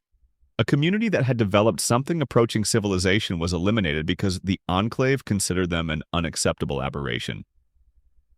Gorus, if he survived depending on the ending, may be the last of his kind. Mystery number 103. Cazadores in the Mojave are mutant tarantula hawk wasps, an already terrifying real-world insect, that have grown to the size of large dogs and become even more aggressive. Their venom causes hallucinations and paralysis. Their swarm behavior makes them collectively intelligent in a way no individual Cazadore is on its own. The degree to which Cazadore behavior is strategic or purely instinctive is debated among New Vegas lore enthusiasts, but anyone who has walked into an unexpected swarm of them at a low level has no philosophical questions, only regret. Mystery number 104. Brahmin are the two-headed cattle of the Fallout universe, and they're so common and so important to wasteland trade and agriculture that they sometimes seem to be taken for granted. What the games don't dwell on is that Brahmin are the only food animal that adapted well enough to the post-war environment to form the basis of a working pastoral economy. Most other domestic animals either died or mutated into things that can't be herded. The Brahmin's success is partially explained by their digestive resilience and their apparent FEV-derived adaptations, but the full biology of how they function with two separate heads sharing one circulatory system has never been addressed. Mystery number 105. Mirelurks are mutated horseshoe crabs along the east coast and mutated river crabs in other regions. Their shells are radiation hardened to a degree that makes conventional weapons largely ineffective. Their faces, which the games go out of their way to reveal only briefly and then urge you to immediately shoot at, are deeply wrong in a way that suggests the face was never what the animal used for primary sensing. The Mirelurk queen is massive and maternal in a way that implies a social structure in Mirelurk communities that goes beyond what the games explicitly model. Mystery number 106. Super mutants in the capital wasteland come specifically from Vault-87's FEV exposure as mentioned earlier. But the super mutants encountered in the Mojave, the Commonwealth, and other regions come from different FEV strains and have different characteristics. Mojave super mutants are generally larger and stronger. Commonwealth super mutants are connected to the Institute's Gen 1 synth production. The Institute was using FEV as part of their early synthetic human research, and the mutants that escaped became the super mutants haunting the Commonwealth 2 centuries later. Mystery number 107. Super mutant behemoths are the largest known super mutants, towering over regular mutants and capable of tearing vehicles apart with their bare hands. The implication is that super mutants continue to grow as they age, slowly and without limit. A behemoth is simply an extremely old super mutant. This raises the question of how large a super mutant would eventually become, given enough time and food. Given that super mutants are functionally immortal, resistant to disease, aging extremely slowly, a behemoth is just the beginning. Mystery number 108. Glowing ones are ghouls who have absorbed so much radiation that they emit it. They glow. Their presence causes other ghouls to regenerate health. This biological function, irradiated tissue actively healing other irradiated tissue, suggests that something in the ghoul mutation has created a symbiotic relationship between individual ghouls at the cellular level. A community with a glowing one is harder to kill, more resilient, more likely to survive. Whether ghouls organize themselves consciously around glowing ones, or whether it's a more instinctive association is never addressed. Mystery number 109. Feral ghouls are ghouls who lost their minds. Something in the radiation exposure that produced their mutation eventually, in some cases, damages the cognitive centers of the brain. Regular ghouls can hold conversations, run businesses, maintain social relationships for centuries. Feral ghouls are mindless, aggressive, driven by nothing but hunger. What determines whether a ghoul goes feral seems to be partially about radiation dose and partially about something else, some quality or circumstance or threshold that isn't medically understood within the Fallout universe. Mystery number 110. Harold is a human who was exposed to FEV and became a unique mutant. Not a super mutant, not a ghoul, but something else entirely. He appeared in Fallout 1 as an NPC in the hub, returned in Fallout 2 still wandering, appeared in Fallout 3 as the source of a young forest growing in the capital wasteland, the Oasis, because the plant growing from his head had taken root and he could no longer move. Harold in Fallout 3 is the oldest confirmed living human mutant in the series, having survived both Mariposa and 2 centuries of post-war wandering. His fate in Fallout 3 depends on the player's choices. He might finally find peace, or not. Mystery number 111. The Night Stalkers of the Mojave are a hybrid creature. Rattlesnake and coyote, fused through exposure to FEV in the Big MT Research Complex. Dr. Barrows of Old World Blues created them specifically as a personal project in applied hybridization. Night Stalkers have the venom delivery system of a rattlesnake combined with the pack behavior and intelligence of a coyote, which makes them significantly more dangerous than either parent species. The fact that one researcher's personal side project escaped and established a breeding population across the Mojave is a small example of a much larger pattern in Fallout science. Containment always fails eventually. Section 9. Holotapes, Terminals, and Forgotten Lives. Fallout has always been at its deepest level a game about reading. The world is built from fragments. Audio recordings, written terminals, handwritten notes, left in places their authors never expected to be found. Together they form a record of people who lived and died in the space between the bombs and your arrival, and that record is the richest vein of mystery in the entire series. Mystery number 112. There are pre-war audio logs in the capital wasteland that document the hours immediately before the bombs fell. People calling home from work, parents trying to reach children's schools, administrators doing routine announcements over public address systems in places that would, minutes later, not exist. The proximity of ordinary bureaucratic life to annihilation is one of Fallout 3's most unsettling achievements. An announcement about a parking violation is playing on a loop in a building where everyone is long dead. Mystery number 113. In the ruins of the mass fusion building in Fallout 4's Commonwealth, there are terminal entries from the company's final days before the bombs fell. Engineers worried about power grid stability, HR departments scheduling mandatory meetings, project managers tracking deadlines that would never arrive. The texture of normal corporate life, preserved in digital amber from 2 weeks before the end of the world. Nobody in those entries knows what's coming. They're frustrated about budget approvals. Mystery number 114. Fallout 3's Rivet City, built inside a beached aircraft carrier in the ruins of DC's waterfront, has a history that the game gives you in fragments. A scientist named Horace Pinkerton effectively founded the settlement, but for years the community believed it was founded by a different man entirely. Pinkerton maintained a hidden workshop in the inaccessible bow of the ship for over a decade, doing research in secret while the city above him forgot he existed. His reason for the deception, and the full story of the political crisis that drove him to retreat, is told in holotapes and old terminal entries. A complete political drama in miniature, buried in an aircraft carrier. Mystery number 115. The Sunset Sarsaparilla headquarters in Fallout. New Vegas houses, a mystery whose resolution is one of the most deliberately anticlimactic moments in the game. A legend circulates through the Mojave that collecting enough Sunset Sarsaparilla star caps will unlock a vault of treasure. Players who pursue this rumor, collecting caps across dozens of hours, eventually find the treasure room. It contains the skeletal remains of every other person who collected enough star caps, all of whom made it to the reward room and promptly died trying to get the reward first. Mystery number 116. The message boards and personal logs in Vault 111. The Sole Survivor's Vault. Tell the story of the months between when the vault sealed and when the cryo experiment began. The vault was sealed with maintenance staff, a few guards, and the cryogenic residents. The maintenance staff were not supposed to be put in cryo. They were told they'd be needed to maintain the systems. They were never told there were no supplies for them, no provisions beyond the cryopods. The logs document their growing realization that they were not going to survive.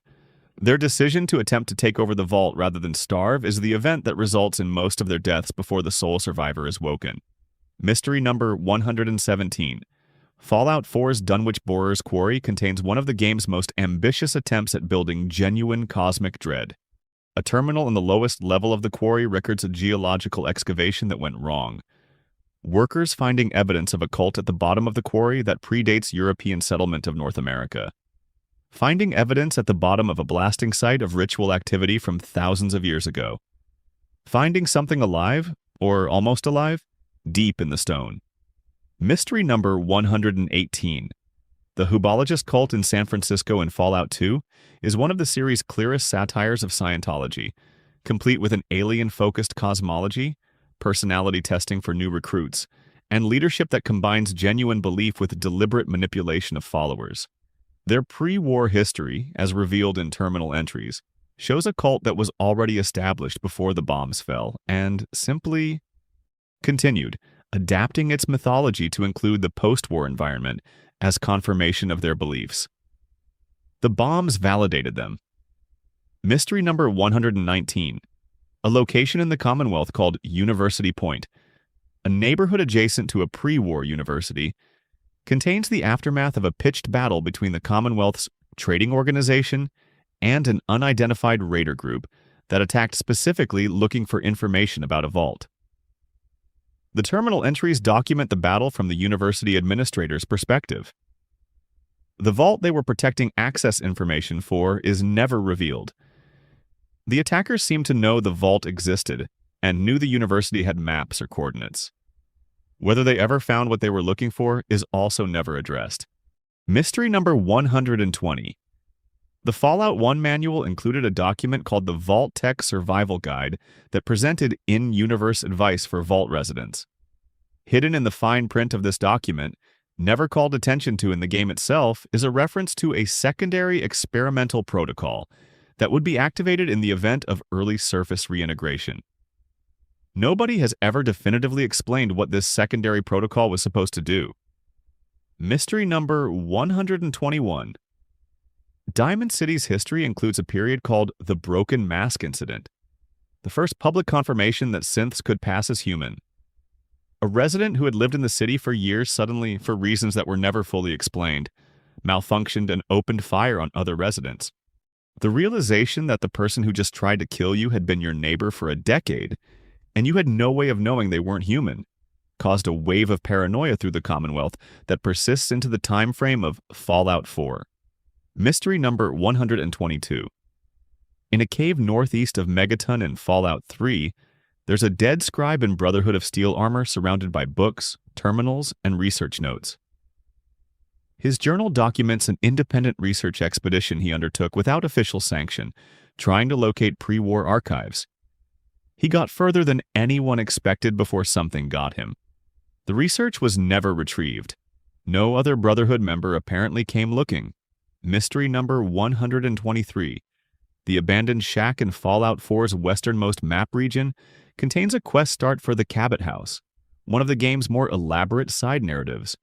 The Cabot family, including Lorenzo Cabot, who is hundreds of years old due to an artifact he found during an archaeological expedition to Arabia in 1894, represents a thread of mystery that the game starts to pull, and then leaves largely unresolved.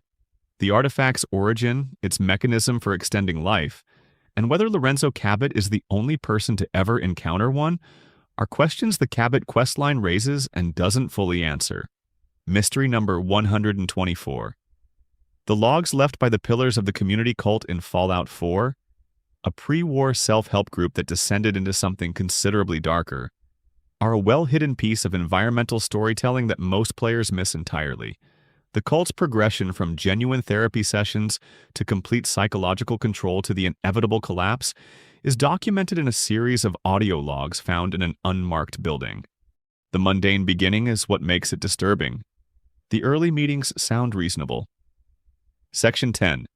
The Brotherhood, the Enclave, and the shadows between the two factions that carry the most explicit connection to America's pre-war identity are the Brotherhood of Steel and the Enclave. Both claim to be legitimate heirs to the old world. Both use that claim to justify considerable violence. And both are far more complicated than they appear on the surface. Mystery number 125. The Brotherhood of Steel was founded by a man named Roger Maxson, an army captain at Mariposa military base who was present when the FEV experiments were discovered. What the experiments were doing to human subjects horrified Maxson enough that he executed the project's lead scientist, declared himself and his troops independent of the United States government, and led a march to the Lost Hills bunker in California. This happened in 2077, weeks before the bombs fell. Maxson had already severed his allegiance to America before America ceased to exist. Mystery number 126. Maxson's secession created the Brotherhood's founding paradox. An organization built on military structure and discipline, organized around the preservation of technology, founded specifically by an act of mutiny against the government, whose technology they would preserve. The Brotherhood has never fully resolved this contradiction. Some chapters become hermetically isolated, hoarding technology and refusing to share it. Others, like Elder Lion's Capital Wasteland chapter, reorient towards something more like actual service. The internal debates about what Maxson meant and what the Brotherhood is supposed to be have continued for over 2 centuries. Mystery number 127. The Enclave's origins are messier than they usually present. They were the remnants of a continuity of government program. The people in departments and military units designated to survive in secure facilities in the event of a nuclear exchange and reconstitute federal authority afterward. In practice, this meant the Enclave was staffed primarily by government insiders, corporate allies, and military brass who believed they were the legitimate continuation of the United States. The problem is that by the time they surface in Fallout 2 and 3, the U.S. they're claiming to continue has been gone for 2 centuries, and the population they claim to represent has evolved and adapted into something they don't recognize or respect. Mystery number 128. The Enclave's oil rig in the Pacific Ocean, their primary base in Fallout 2, is one of the only locations in the Fallout series that feels genuinely like the old world preserved in amber. Clean corridors, functioning technology, bureaucratic structures, cafeteria food. It's almost normal, except that President Dick Richardson is planning to release a modified strain of FEV into the water supply to kill everyone on the mainland who doesn't have pure, unmutated human DNA, which, after 2 centuries of radiation exposure, is almost nobody. Mystery number 129. The Enclave Scientist Doctor. Charles Curling, who the Chosen One can encounter in Fallout 2, is one of the franchise's most interesting moral figures. He designed the modified FEV weapon that would kill virtually everyone on the surface. He did it because he believed in what the Enclave was trying to do. When the Chosen One shows him the full implications of his creation, that it would kill the Chosen One's own village, ordinary mutated humans just trying to survive, something in Curling shifts. He sabotages his own weapon. He dies in the resulting explosion. His motivation and his change of heart are told in a handful of conversation options, and it's one of those moments that older Fallout handles better than almost anything in the modern games. Mystery number 130. The Brotherhood faction in New Vegas, led by Elder McNamara and potentially succeeded by Elder Hardin depending on the courier's choices, is suffering from the long-term consequences of the Battle of Helios 1. They had Helios 1, a solar power facility that could have changed the energy economics of the entire Mojave. They lost it to the NCR because of tactical overconfidence and a communications failure. The aftermath turned the Brotherhood chapter inward, isolating them in Hidden Valley, losing members to slow attrition with no way to replace them. They're dying, and the courier can choose to hasten or delay that death, but their underlying problem, an inability to adapt their philosophy to their circumstances, can't be resolved in a single conversation. Mystery number 131. The Shadow Company is a barely mentioned Enclave Black Ops unit referenced in a handful of Fallout 3 terminal entries. Their operations are redacted. Their personnel are unnamed. The only thing confirmed is that they existed separately from regular Enclave command structure and reported directly to Eden. What they were actually doing, whether any of them survived Raven Rock's destruction, and whether their operations continued after the Enclave's collapse in the capital wasteland, are questions with no available answers. Mystery number 132. The Brotherhood Splinter faction, the Brotherhood Outcasts in Fallout 3, represents an interesting internal disagreement made visible. The Outcasts split from Elder Lyons because they believed he had abandoned the Brotherhood's actual mission, collecting and preserving technology, in favor of playing protector to wastelanders who couldn't protect themselves. From the Outcast perspective, Lyons had betrayed the Founder's vision. From Lyons' perspective, the Founder's vision was too narrow to be moral. Both positions are internally coherent. Mystery number 133. The Institute in Fallout 4 claims descent from MIT's CIT, but the chain of succession between the pre-war institution and the post-war underground organization is deliberately murky. Who built the first Gen 1 synths? When? How long did it take to get from basic robotics to synthetic humanoids? The internal history of the Institute is accessed only in fragments through the Director's terminals, and those fragments don't add up to a complete picture. Mystery number 134. The Railroad's origin story, who founded it, when and how the idea of liberating synths first emerged, is one of the most interesting untold histories in Fallout 4. By the time the sole survivor encounters the railroad in 2028-7, it's been operating for decades at minimum. The organizational structure, the code phrases, the safe houses scattered across the Commonwealth, all of this was built by people whose names the game never fully surfaces. Mystery number 135. The Atom Cats in the Commonwealth are a gang of power armor enthusiasts who treat their suits like classic cars. Customized, maintained, competed over. Their existence in Fallout 4's world is a small piece of evidence that human culture, given enough time, will find its way back to subcultures and aesthetics and collective identity built around things that have no survival value. They're punks in power armor, basically, and their existence is quietly hopeful. Mystery number 136. The Children of Atom appear first in Fallout 3 at the Megaton Crater, a still undetonated nuclear bomb in the center of a settlement, then in Far Harbor, then referenced in other games.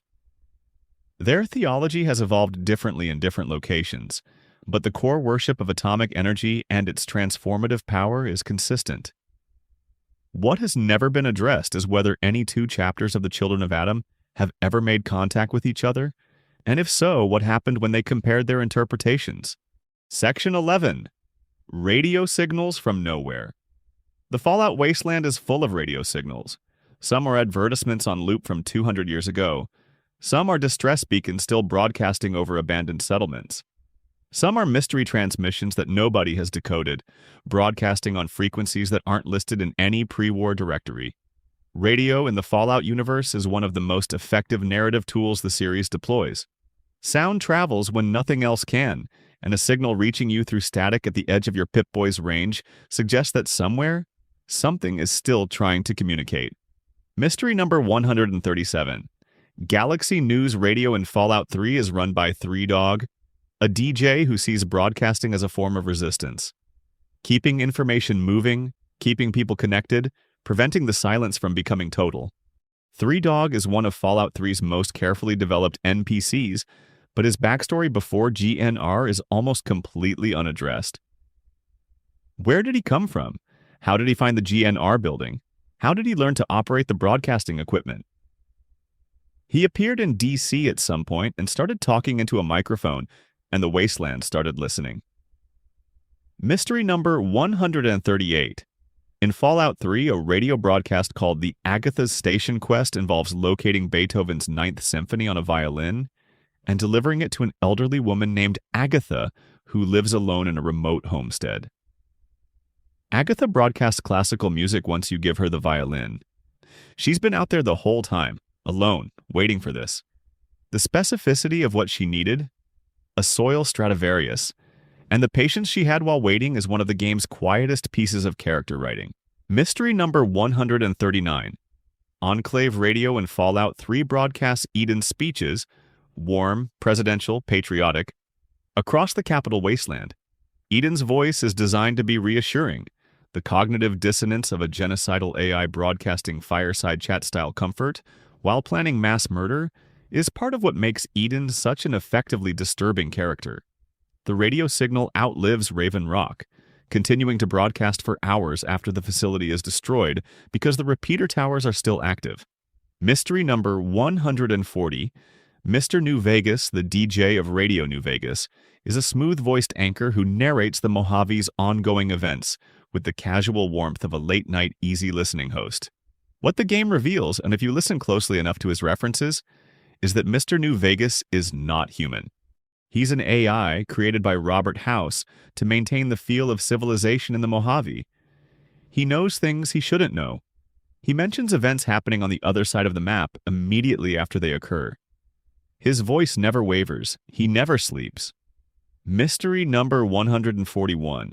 Mysterious broadcast in Fallout 3 appears as a radio signal the player can pick up in the early game. It plays a repeating message, a number sequence timed at regular intervals. The numbers have no confirmed meaning within the game's narrative. They appear to be a reference to the real-world number stations that broadcast from unknown locations during the Cold War, transmitting encrypted numerical codes to intelligence assets. Fallout's version never gets decoded within the fiction. Mystery number 142. Inkwell Station in the Capital Wasteland is the origin of a haunted-feeling broadcast that predates Three Dogs' GNR operation. The station is abandoned and silent by the time of Fallout 3, but its equipment is still running, and certain late-game events cause it to activate briefly. What it was originally broadcasting and who was listening is never addressed. Mystery number 143. The radio signals in Fallout 4's Far Harbor include a Children of the Atom broadcast that shifts in content depending on when you access it during the main DLC quest. The sermon that plays early in the DLC changes after you've progressed through certain story beats, not because the dialogue is dynamically generated, but because specific triggered events cause different audio files to queue. Whether DIMA is aware of these broadcasts and influences their content is an implication the game makes without confirming. Mystery number 144. Classical radio in Fallout 4 plays pre-war music without a DJ. No commentary, no news. Just the music, running from some automated system, presumably broadcasting from a facility that's still powered but empty. Following the broadcast signal back to its source leads to nothing particularly dramatic. A transmitter in a location that feels too ordinary for a signal that's been reaching across the Commonwealth for 2 centuries. The contrast between the long-lived, beautiful broadcast and the mundane infrastructure maintaining it is a small but effective piece of Fallout 4's texture. Mystery number 145. There are signals in Fallout, New Vegas that function as location markers for quests, but also as world-building details about the Mojave's pre-war radio landscape. Number stations, military bands, civilian emergency broadcasts. The Mojave in 2281 still echoes with ghost signals from before the bombs. Some of them are still playing advertisements for Nuka-Cola. Some are still playing public service announcements about nuclear preparedness drills. Mystery number 146. In Fallout 76's Appalachia, a radio signal called the Mistress of Mystery audio program plays recordings from the fictional TV show that inspired the Order of Mysteries. These broadcasts were produced before the war and were being used by Shannon Rivers to inspire and train her actual recruits after it. A fictional spy heroine became a template for a real underground organization, mediated by radio broadcasts that were still playing in 2102. The gap between the recorded fiction and the lived reality it inspired is one of the most poetic details in Fallout 76's surprisingly rich lore. Mystery number 147. The Distress Pulsar in Fallout 3's Mothership Zeta is an item that allows the lone wanderer to call in assistance from another part of the alien ship during the final confrontation. What it doesn't explain is how the lone wanderer knows to use it or who built the device. It's not standard Earth technology. The implication is that one of the human abductees created it, repurposing alien components, but which one and when is never specified. Mystery number 148. In the original Fallout, there's a hidden radio signal deep in the boneyard, the ruins of Los Angeles, that plays a fragment of something the game identifies only as pre-war military channel 62. The signal is undecipherable within the game's mechanics and carries no quest marker. It simply exists, playing a ghost of something that was important once to someone who is no longer alive to remember why. Mystery number 149. The super mutant broadcasts on military frequencies in Fallout 3's northern map region suggest a level of organization in their faction that the game doesn't fully credit them with. Super mutants using radio communication even inefficiently, even broadcasting mostly aggressive gibberish, is a sign that the FEV transformation doesn't eliminate all learned behavior. Some of them still remember that radio is a tool for coordination. They just can't use it the way they used to. Mystery number 150. Liam Benet, a synth scientist within the Institute in Fallout 4, is secretly feeding information to the railroad. He has a hidden terminal tucked behind movable shelving in his quarters. The data he's leaking could compromise the entire railroad if discovered. Why he's doing it? Whether it's genuine sympathy for the synths he works on, ideological conviction, fear, or something else, is implied but never explicitly stated. He's one of a handful of Institute members who seems to be wrestling with what they're actually doing in those underground labs. Section 12. The creatures that might be people. One of the recurring questions in Fallout is where the line between person and creature falls. The FEV has created entities that exist in complicated gray areas, transformed enough to seem monstrous, preserved enough to be recognizably human in their thinking and feeling and suffering. Mystery number 151. Fox in Fallout 3 was a normal human being before the FEV exposure in Vault 87 transformed him into a super mutant. He retained his intelligence and his personality, which is unusual. Most Vault 87 super mutants lost their minds in the transformation. Fox didn't. He spent years in a holding cell in Vault 87's lower levels, reading, thinking, waiting, with no company except the sounds of the Muant army outside. When the lone wanderer finds him, he's been alone for a long time but hasn't broken under it. What happened to Fox before the transformation, and what kind of person he was, the game never fully reveals. He has gaps in his own memory. The FEV affected his recollections as well as his body. He knows he was human. He doesn't know who. Mystery number 152. Strong in Fallout 4 is a super mutant companion who heard a story about a mysterious weapon called the Milk of Human Kindness from Shakespeare's Macbeth. Somehow, somewhere in the Commonwealth, a super mutant encountered Shakespeare's text and became obsessed with the idea that it described an actual object. Strong's companion quest involves helping him understand that the phrase is metaphorical. His disappointment in this realization is played as comedic, but there's something genuinely poignant about a creature who found hope in misread poetry. Mystery number 153. Lily Bowen in New Vegas is an elderly woman who was transformed into a Nightkin, an advanced super mutant trained in stealth technology, before the bombs fell. She was a grandmother in her 60s when she was transformed against her will in the Master's army. She's now enormous, stealthy, and potentially very dangerous, but she still remembers her grandchildren by name. She still remembers the smell of cookies. The medication she takes to maintain her sanity is slowly failing, and the player can choose whether to help her or not. Mystery number 154. Harold, mentioned earlier as the oldest human mutant, spent decades wandering the wasteland with a plant growing from his head, before that plant's roots anchored him to the ground permanently in the forests of the capital wasteland. The community of worshippers that grew up around him, called the Tree Fathers and the Tree Minders, believe Harold is a gift, a divine figure, the source of life in a dead place. Harold hates it. He wanted to see more of the world before he stopped moving. He wanted more time. Mystery number 155. In Fallout 2, there's a character called the Talking Deathclaw, a Deathclaw with full intelligence and language who can communicate with the Chosen One. This creature exists in a small community of intelligent Deathclaws and represents the frontier of what FEV transformation can produce in a species other than humans. The Talking Deathclaws community is peaceful. They farm. They communicate.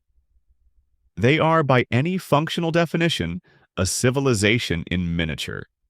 The Enclave eliminated them. Mystery number 156. Synths in Fallout 4 fall into 3 generations. Gen 1 synths are obviously mechanical. Metal frames, industrial servos, visible wiring. Gen 2 synths look more like people but clearly aren't. Rubber skin, visible joints, uncanny valley faces. Gen 3 synths are biologically indistinguishable from humans. The jump from Gen 2 to Gen 3 required scientific breakthroughs that the Institute achieved over decades of research, and the nature of those breakthroughs is never fully explained. The implication is that Gen 3 synths are grown, not assembled. Biological rather than mechanical at the fundamental level. Mystery number 157. Nick Valentine is a Gen 3 synth built using the memories and personality of a pre-war detective. But the question of what happened to the original Nick Valentine's body is never addressed. The Institute created a copy. The original person continued to exist, separately, and presumably died eventually. Was the original Nick Valentine aware that his memories had been copied? Did the copy and the original ever coexist briefly before the original's death? The game has nothing to say about any of this. Mystery number 158. The coursers have a memory wiping protocol. If captured or compromised, their false memories can be overwritten and a new identity implanted. This means that somewhere in the Commonwealth, there are potentially multiple former coursers walking around with no knowledge of what they used to be, living as completely ordinary people. The number of such former coursers, what they remember or don't remember, and whether any of them are aware that something has been removed from their history is unaddressed. Section 13. Pre-war artifacts and lost technologies. The technology of pre-war America and Fallout is simultaneously more advanced and more limited than what we have in the real world. Nuclear energy was mastered completely. Robotics was surprisingly sophisticated. Medicine made enormous strides in some areas. But computers remained large and slow. Communications infrastructure relied on physical hardware, and certain fields, nanotechnology for instance, appear not to have developed at all. Mystery number 159. The Liberty Prime robot in Fallout 3 and Fallout 4 is a massive military automaton built by the U.S. Army and General Atomics International before the bombs fell. It's over 40 feet tall, fires tactical nuclear warheads, and is programmed with an intense patriotic ideology that it broadcasts during combat through a speaker system. Liberty Prime's pre-war history is that it was designed for deployment in the Sino-American War's Alaskan theater to help push Chinese forces out of Anchorage. It was never deployed before the war ended. The Brotherhood of Steel maintained and eventually activated it in Fallout 3. What's never explained is where the Brotherhood got the power source to run it, or how one organization managed to maintain a 40-foot weapon of war in functional condition for decades in a post-apocalyptic environment. Mystery number 160. The Pip-Boy 3000?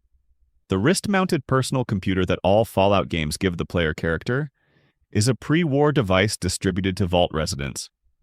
The Pip-Boy's cartography system can generate accurate topographical maps on the fly, and its radiation detection equipment is sophisticated enough to provide real-time environmental data. It also plays holotapes, maintains an inventory database, functions as a Geiger counter, tracks health data, and displays weapon information.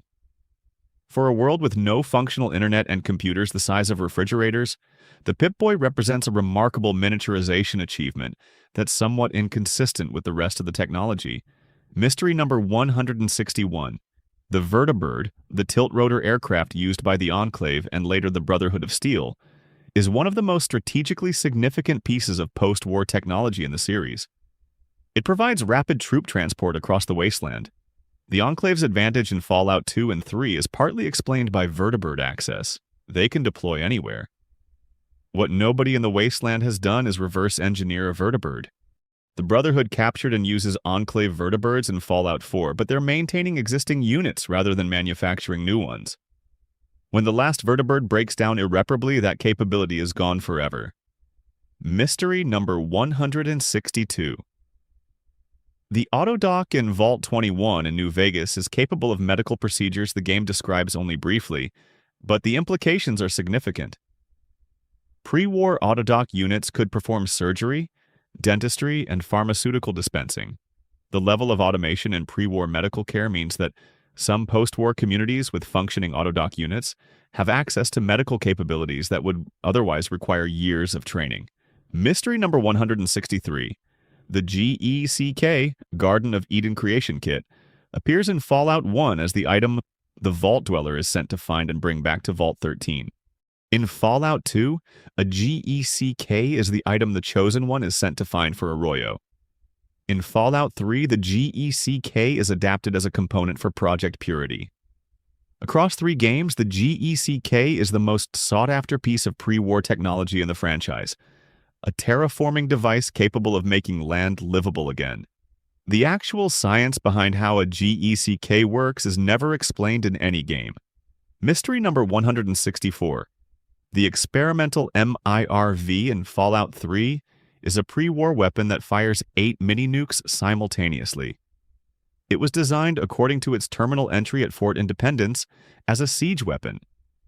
The implications of a military complex that developed a weapon capable of producing 8 simultaneous nuclear detonations, then apparently lost track of it, are significant enough that the weapon is basically played as a collector's item, rather than examined for its historical context. Mystery number 165. The Stealth Boy technology in New Vegas represents the most advanced personal concealment system in the wasteland. The Nightkin addiction to Stealth Boys, their reliance on invisibility to the point where prolonged use causes psychological damage and schizophrenia, is one of the most compelling pieces of lore in New Vegas. The technology works by bending light, functionally making the user invisible. What nobody in the wasteland has done is figure out how to manufacture new ones. Every Stealth Boy in the Mojave is a pre-war unit with a limited power cell. They're running out. Mystery number 166. The Sierra Nevada robot works in the Northern Capital Wasteland, manufactures pre-war consumer robots. Protectrons, Mr. Handys, Sentry bots. The facility was running automated production without human oversight when the lone wanderer finds it, presumably continuing to produce units that promptly wander into the wasteland and begin attacking anything they encounter. The factory has been doing this for over 2 centuries. Nobody has been able to shut it down, apparently. Mystery number 167. Lorenzo Cabot's artifact, the source of his extended lifespan and his family's curse, was found during an archaeological expedition to Arabia in 1894. What it is, where it came from originally, and whether it has any connection to the Zetan aliens or any other supernatural element in the Fallout universe, is completely unaddressed. The Cabot House questline ends with a decision about Lorenzo's fate, but leaves the artifact itself essentially unexplained. A family has been torn apart for a century by something that nobody understands. Section 14. The politics of the wasteland. Fallout isn't subtle about its political commentary. The franchise has always been willing to examine what institutions look like after they lose the constraints that kept them functional, and what people do with power when the existing checks on it have been destroyed. Mystery number 168. The New California Republic is the most ambitious attempt at democratic reconstruction in the post-war West. By the time of New Vegas in 2281, the NCR has functioning elections, a multi-party political system, a judicial structure, a standing military, and a currency backed by water and agricultural production. It's also conducting what looks increasingly like imperial expansion, and its institutions are developing the corruptions that accompany size and success. The NCR in New Vegas is recognizably a democracy that's becoming an empire, and the question the game raises, whether that process is inevitable or whether it can be interrupted, is one it deliberately doesn't answer. Mystery number 169. Caesar's Legion is built on the logic that stability requires authority, and that the post-war West chaos justifies extreme centralization of power. Caesar, Edward Sallow before he reinvented himself, was a new Canaanite missionary who found in classical Roman history a template for organization that worked. The legion he built is militarily effective and internally stable in ways that the NCR and the independent communities around it are not.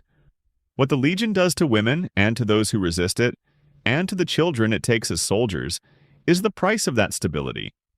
A price Caesar has decided others should pay. Mystery number 170. Mr. House was a pre-war billionaire who used his vast resources to build enough missile defense around Las Vegas to prevent it from being destroyed in the Great War. He then entered a semi-dormant state inside a life extension chamber, managing the Securitron robot army guarding New Vegas from a distance. House claims a lifespan extending centuries with no end in sight, having achieved the biological equivalent of indefinite existence through technology. His plan for New Vegas's future is for the city-state to become independent of both the NCR and the Legion, and eventually develop into a post-human civilization capable of reaching the stars. Mystery number 171. The Kings in Freeside are a gang descended from a man who found a hollow disc in a pre-war school of Elvis impersonation. The entire gang culture of the Kings, the pompadour hair, the blue suede shoes, the deep voice affect, the territorial codes of conduct, came from studying the holodisc. They worship Elvis without knowing who Elvis was. Their entire aesthetic and identity is an elaborate cargo cult built around fragments of pre-war pop culture. Mystery number 172. The Powder Gangers in New Vegas are former prisoners of the NCR who were employed in explosive demolition on the I-15 highway reconstruction project. When the NCR's attention was stretched thin, the prisoners seized their explosives and revolted. Their subsequent community, based around the NCR-CF prison and the town of Prim and the highway corridor, is one of the game's most interesting examples of what happens when a marginalized group seizes power by force. They're dangerous. They're also not entirely wrong about how they were treated. Mystery number 173. The reason Bitter Springs happened, the NCR massacre of a Great Khan settlement that turned Camp Golf into a site of genuine guilt among the soldiers present, is told primarily through conversations with Captain Gilles and private letters found in the camp. A military operation went wrong because of failures of communication and identification, and civilians died. The NCR officially classified what happened. The soldiers who were there can't let go of it. Mystery number 174. New Vegas itself, the casinos, the lights, the economy built on caps and trade and gambling, functions because House chose to restore power and order to the Strip, while letting the rest of the Mojave exist in various degrees of chaos around it. The casino owners who operate under House's protection agreements get the security they need. The people of Freeside, a mile away, get nothing. The inequality is both a political choice and a narrative feature. Vegas shines because something else is dark. Mystery number 175. The NCR's annexation of places like Prim, sending a sheriff to establish civilian order behind the military line, raises the question of what the NCR actually offers the territories it absorbs. More taxes. More regulations. The protection of a military already overstretched. And, eventually, the things that make civilization work. Courts, schools, some form of safety. The calculus of whether NCR membership is worth the cost is different for every community. And Fallout, New Vegas does the rare thing of making that calculus genuinely difficult. Section 15. The questions that remain. After everything, after the vaults and the wasteland and the factions and the creatures and the radio signals, there are still questions that Fallout hasn't answered. Some of these are mysteries by design. Some are gaps in the lore that accumulated over decades of different development teams working with the same fictional universe. Some are things that future games might eventually address. Mystery number 176. What is the current state of the world outside the United States? Fallout takes place almost entirely in North America. Brief references to other regions exist. China is mentioned constantly as a historical force. Europe is referenced in the context of the Resource Wars. There's a mention of Canadian territory. But no game has ever depicted the state of the rest of the world 2 centuries after the bombs. Did any major cities survive? Did any governments persist? Is there anywhere on Earth that recovered faster than the American wasteland? Mystery number 177. The Zeton aliens of Mothership Zeta have not appeared in a mainline Fallout game since Fallout 3.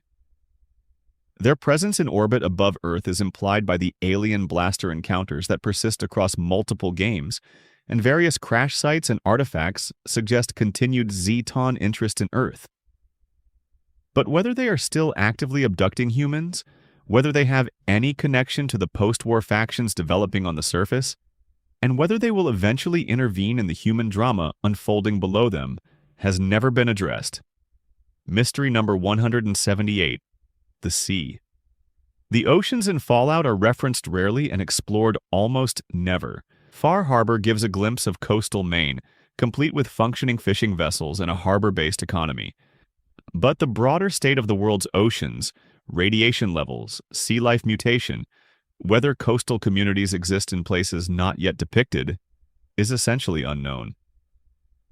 The Yangtze submarine in Fallout 4 represents the most sustained ocean-based content in the series. 200 years of ocean biology following nuclear fallout would produce ecosystems that the wasteland surface dwellers have never seen and can only guess at. Mystery number 179. The fate of pre-war vault residents who entered cryo and were never woken. The sole survivor in Fallout 4 was the only person successfully thawed in Vault 111. Other pods were occupied. Other people are still in there. The game doesn't follow up on what happens to them. Are they still alive in their pods? Did the pod failure that killed Nora or Nate extend to others? Were any of them eventually woken, and if so, where did they go? Mystery number 180. The think tank of Old World Blues, the disembodied brains running the Big MT Complex V, represent a different answer to the problem of extending human life than the Institute or the Cabot artifact. They removed their own humanity to remain functional indefinitely, and most of them no longer remember they had bodies. The ethics of that choice, and whether it can be considered a choice when the personality damage involved makes them incapable of fully assessing what they gave up, is something the DLC gestures at but doesn't resolve. Mystery number 181. What exactly Dr. Braun was doing in Tranquility Lane before the bombs fell? Braun was clearly already deeply disturbed before the bombs fell. The virtual reality system he built and the way he used it once sealed in Vault 112 suggests predispositions that predated the apocalypse.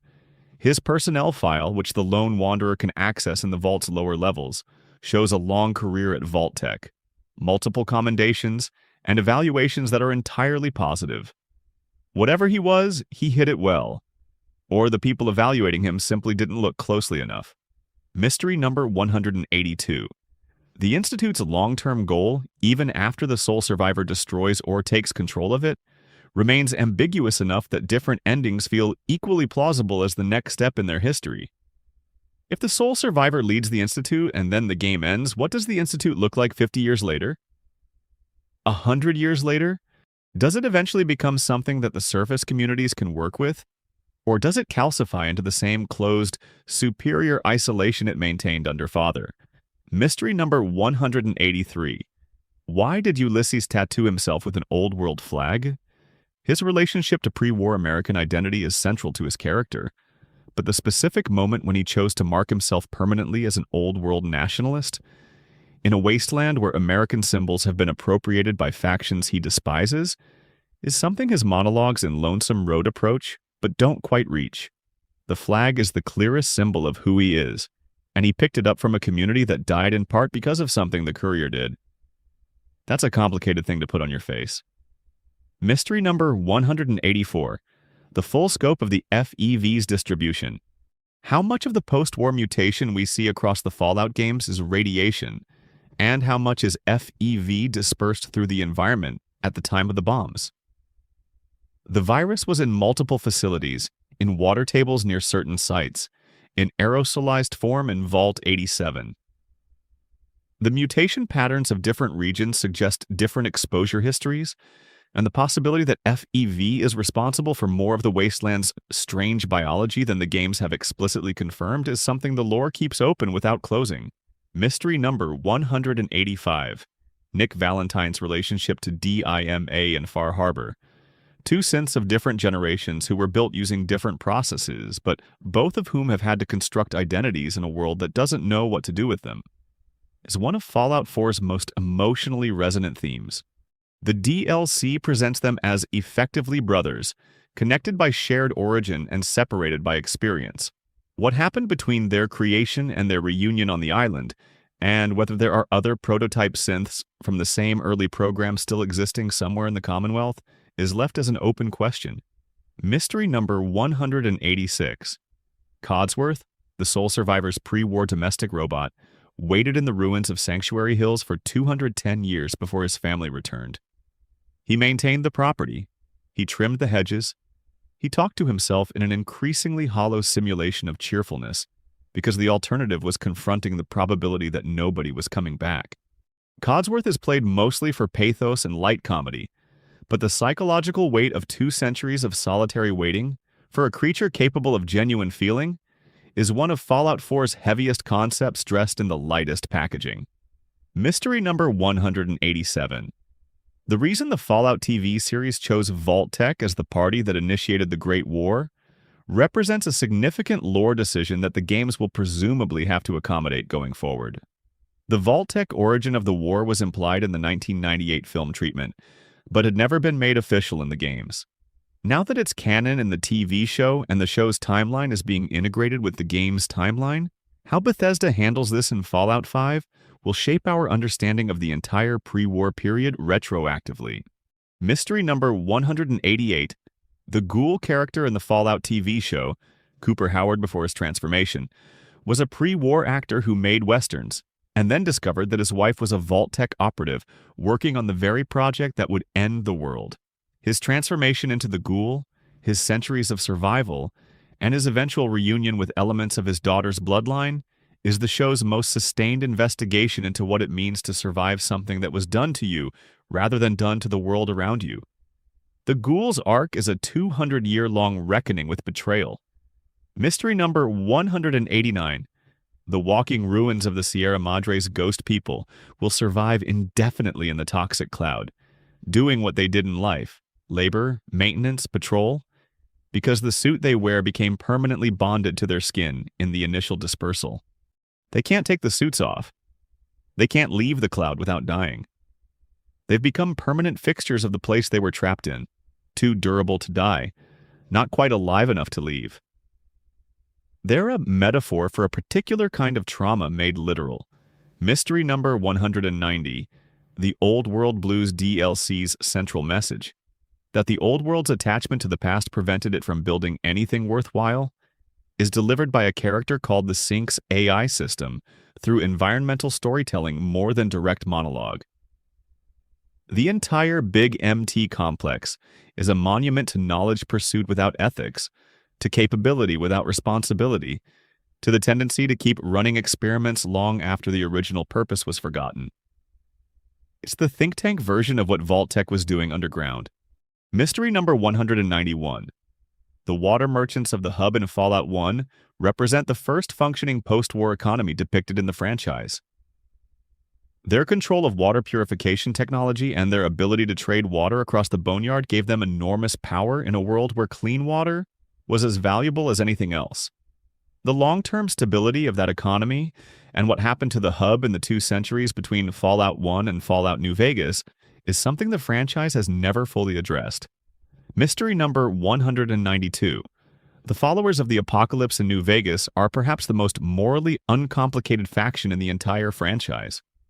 A secular humanitarian organization dedicated to preserving knowledge and providing medical care in the wasteland, with no territorial ambitions and no political agenda beyond doing less harm.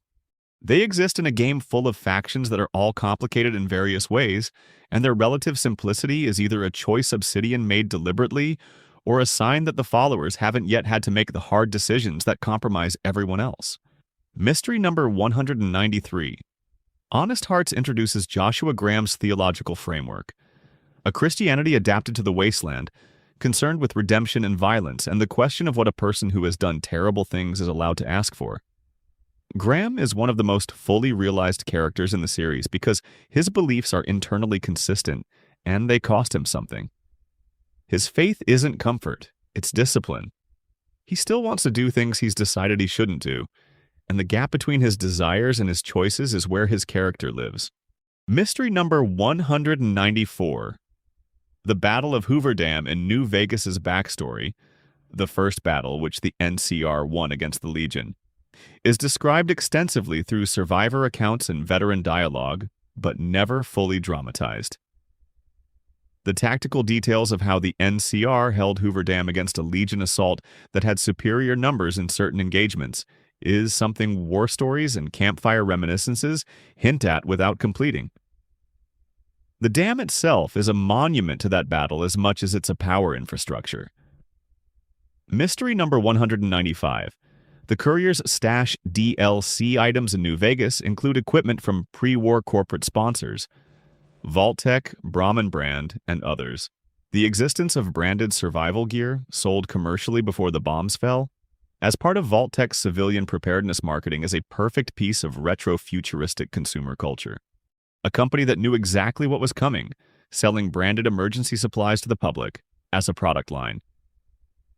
The cynicism is complete. Mystery number 196. Arcade Gannon in New Vegas is an Enclave remnant. The son of an Enclave officer, raised in a wasteland community after the Enclave's collapse. His relationship to his own heritage, his refusal to use his father's power armor until circumstances become extreme enough, and his ambivalence about whether the Enclave's ideals were entirely wrong or just catastrophically misapplied, is one of New Vegas's most nuanced companion arcs. Arcade knows exactly who he is and exactly how complicated that is. Mystery number 197. The forecaster in New Vegas, an intelligent child who lives under a streetlight in Freeside and sells prophecies to passersby, receives genuine visions of the courier's future. His prophecies are cryptic but accurate. What he is, whether he's a naturally occurring precognitive, a former institute subject, or something else entirely, is never addressed. He's just there, under his light, telling people what he sees. Mystery number 198. The Cazador nest and the Mojave have a queen. A large, more intelligent Cazadore that coordinates swarm behavior. This implied intelligence in the species hasn't been formally acknowledged in any developer statements, but the behavior suggests something beyond pure instinct in how Cazadore communities function.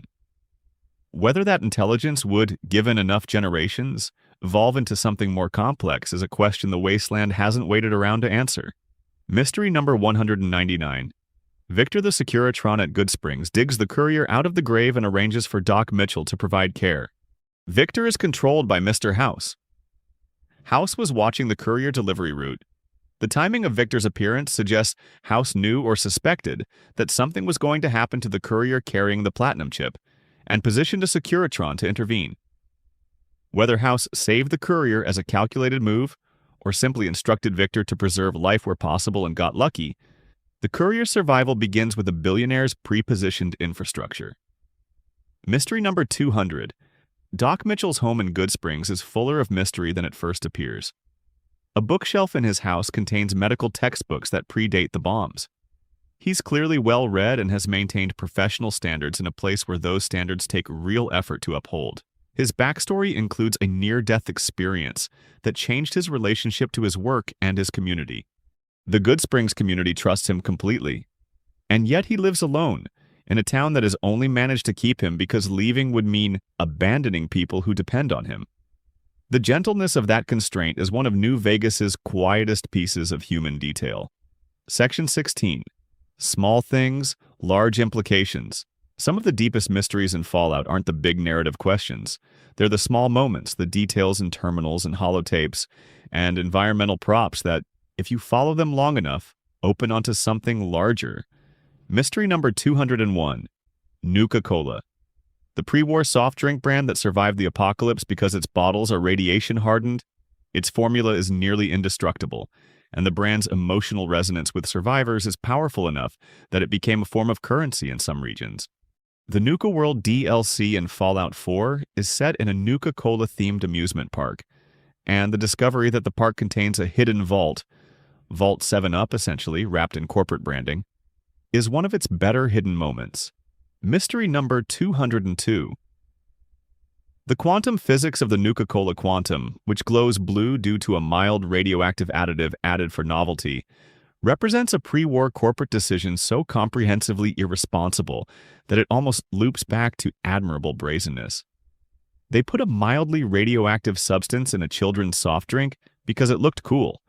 The corporate minutes approving this decision have never been found in any game, but they almost certainly existed. Mystery number 203. The Teddy Bears. Across every Fallout game, stuffed animals appear in scenes that suggest the presence of children in the last moments before or immediately after the bombs fell. Teddy bears on beds. Teddy bears in makeshift shelters. Teddy bears in vaults. Teddy bears propped in the arms of skeletons. The teddy bear is Fallout's default symbol for childhood, and therefore for innocence, and for everything that was destroyed along with everything else on October 23rd. Mystery number 204. The settlement of Megaton in Fallout 3 is built around a live nuclear warhead because the founders didn't know how to disarm it and eventually just built around it. The bomb is worshipped by a Children of the Atom congregation. The sheriff considers it the town's defining feature, something to protect. Alistair Tenpenny, the pre-war British developer living in his tower across the waste, considers it an eyesore and offers to pay someone to detonate it. The fact that Megaton's survival to this point required either extraordinary good luck or remarkable restraint from anyone who knew about the bomb and had access to a detonator is something the game's NPCs never dwell on. Mystery number 205. The overseer of Vault 101 in Fallout 3 keeps a personal journal in a locked terminal. The journal documents a person who made a bad decision under enormous pressure to lock down the vault when James escaped, rather than letting the lone wanderer go freely, and has been living with the consequences. The overseer isn't cruel, he's frightened. Fear made him cruel enough, and the gap between the person and the decisions they make under fear is something the journal captures with unexpected precision. Mystery number 206. Bright Brotherhood in New Vegas is a community of glowing ghouls who have built a religion around reaching space, literally using a pre-war Repcon test facility to launch themselves toward the stars. Their leader, Jason Bright, believes that the ghoul people are being called somewhere beyond the wasteland, toward a purpose that can only be reached through void. The quest to help them launch is one of New Vegas's gentler missions, and the ending slide that describes where they went and what they found is deliberately ambiguous. Mystery number 207. The sink in Old World Blues contains a collection of AI constructs, a coffee machine, a book scanner, a toaster, that all developed distinct personalities due to extended, unsupervised operation. The toaster wants to destroy humans. The book scanner is earnest and eager. The coffee machine is sullen and territorial. The degree to which these personalities represent genuine consciousness or elaborate simulations of consciousness is something the DLC leaves entirely open, in keeping with its broader thematic concerns about what minds are made of. Mystery number 208. Christine in Dead Money has had her voice removed, quite literally through surgery, by the Y-17 trauma harness system that bound itself to her after the Sierra Madre's initial containment failure. She communicates through gestures and expression for most of the DLC. The choice to tell her part of the story through nonverbal performance was risky for a medium built around dialogue, and it mostly works because the emotion behind her expression is consistent and earned. Mystery number 209. Father Elijah, the antagonist of Dead Money, is a former Brotherhood elder who fell into obsession with the Sierra Madre's security technology and the cloud, seeing in them a weapon capable of permanently clearing areas for habitation. His plan to use the casino's stockpile of holographic technology and toxic dispensers to wage war on the NCR is both grandiose and deeply personal. Elijah wanted the power to punish people, and he found a building full of instruments of punishment and decided it was destiny. Mystery number 210. The old Longfellow in Far Harbor drinks constantly, navigates treacherous fog with near-supernatural competence, and has been living on the island long enough to know every trail, every creature, every danger.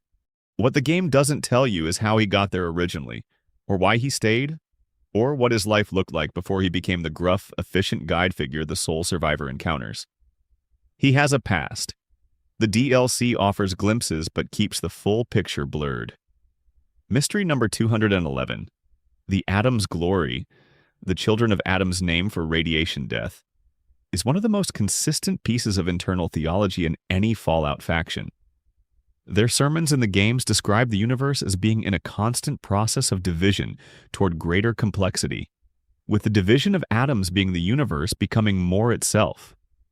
The apocalypse, in their framework, was a gift, a revelation. The worst thing that ever happened was also the holiest. Mystery number 212. What happened to the Chosen One after Fallout 2 is reference confirmed. They returned to Arroyo, helped rebuild, and the tribe apparently thrived. The Chosen One is the most successful protagonist in Fallout history in terms of narrative outcomes. They destroyed the oil rig, broke the Enclave's power in California, found the GECK, saved their people, and returned home. But what they did with the decades of life after those events and how the legend of what they accomplished was preserved and transmitted is unknown. Mystery number 213.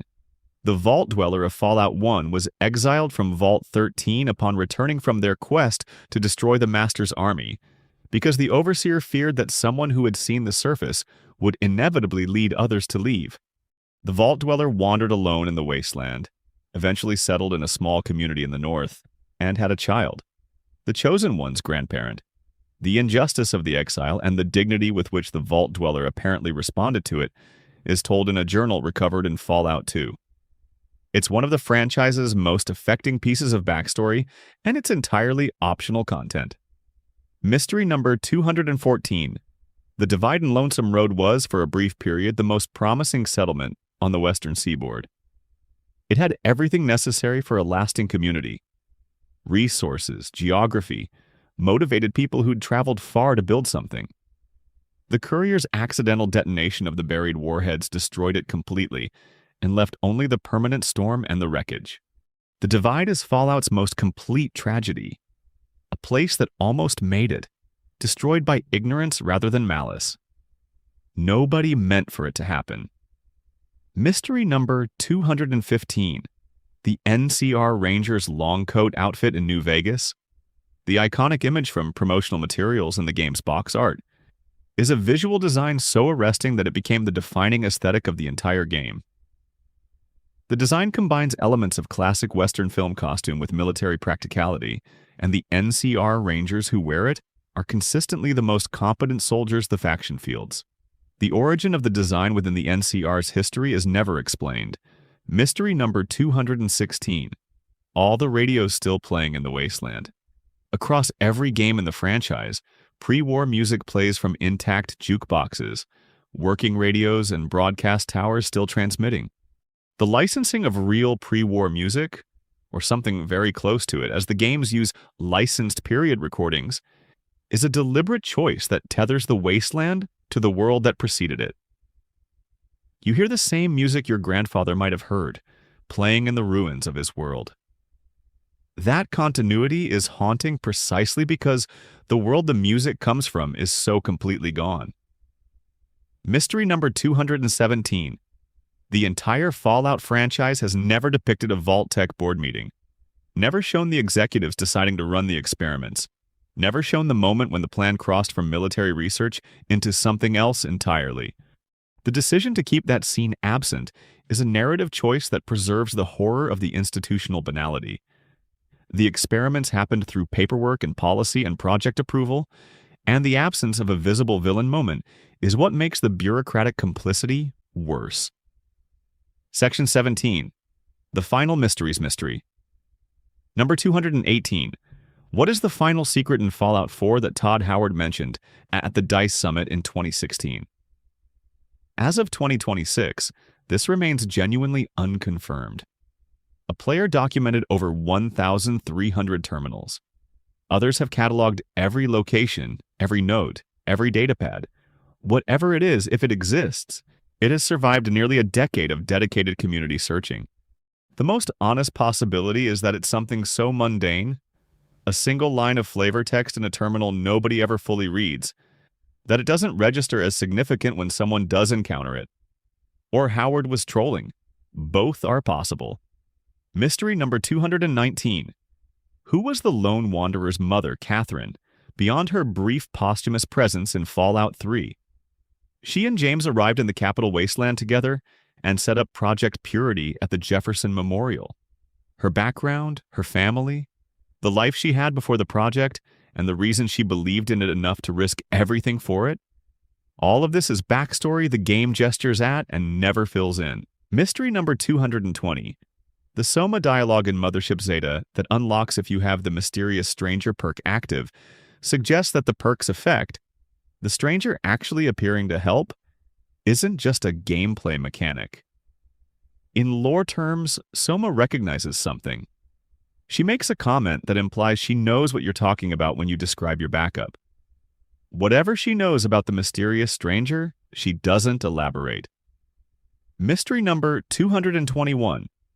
The way the sky looks from the Sierra Madre's terrace, the clean, radiation-free atmosphere the cloud produces above the casino grounds while poisoning everything at ground level, is one of the visual details in Dead Money that its environmental storytelling uses to suggest the cost of protection.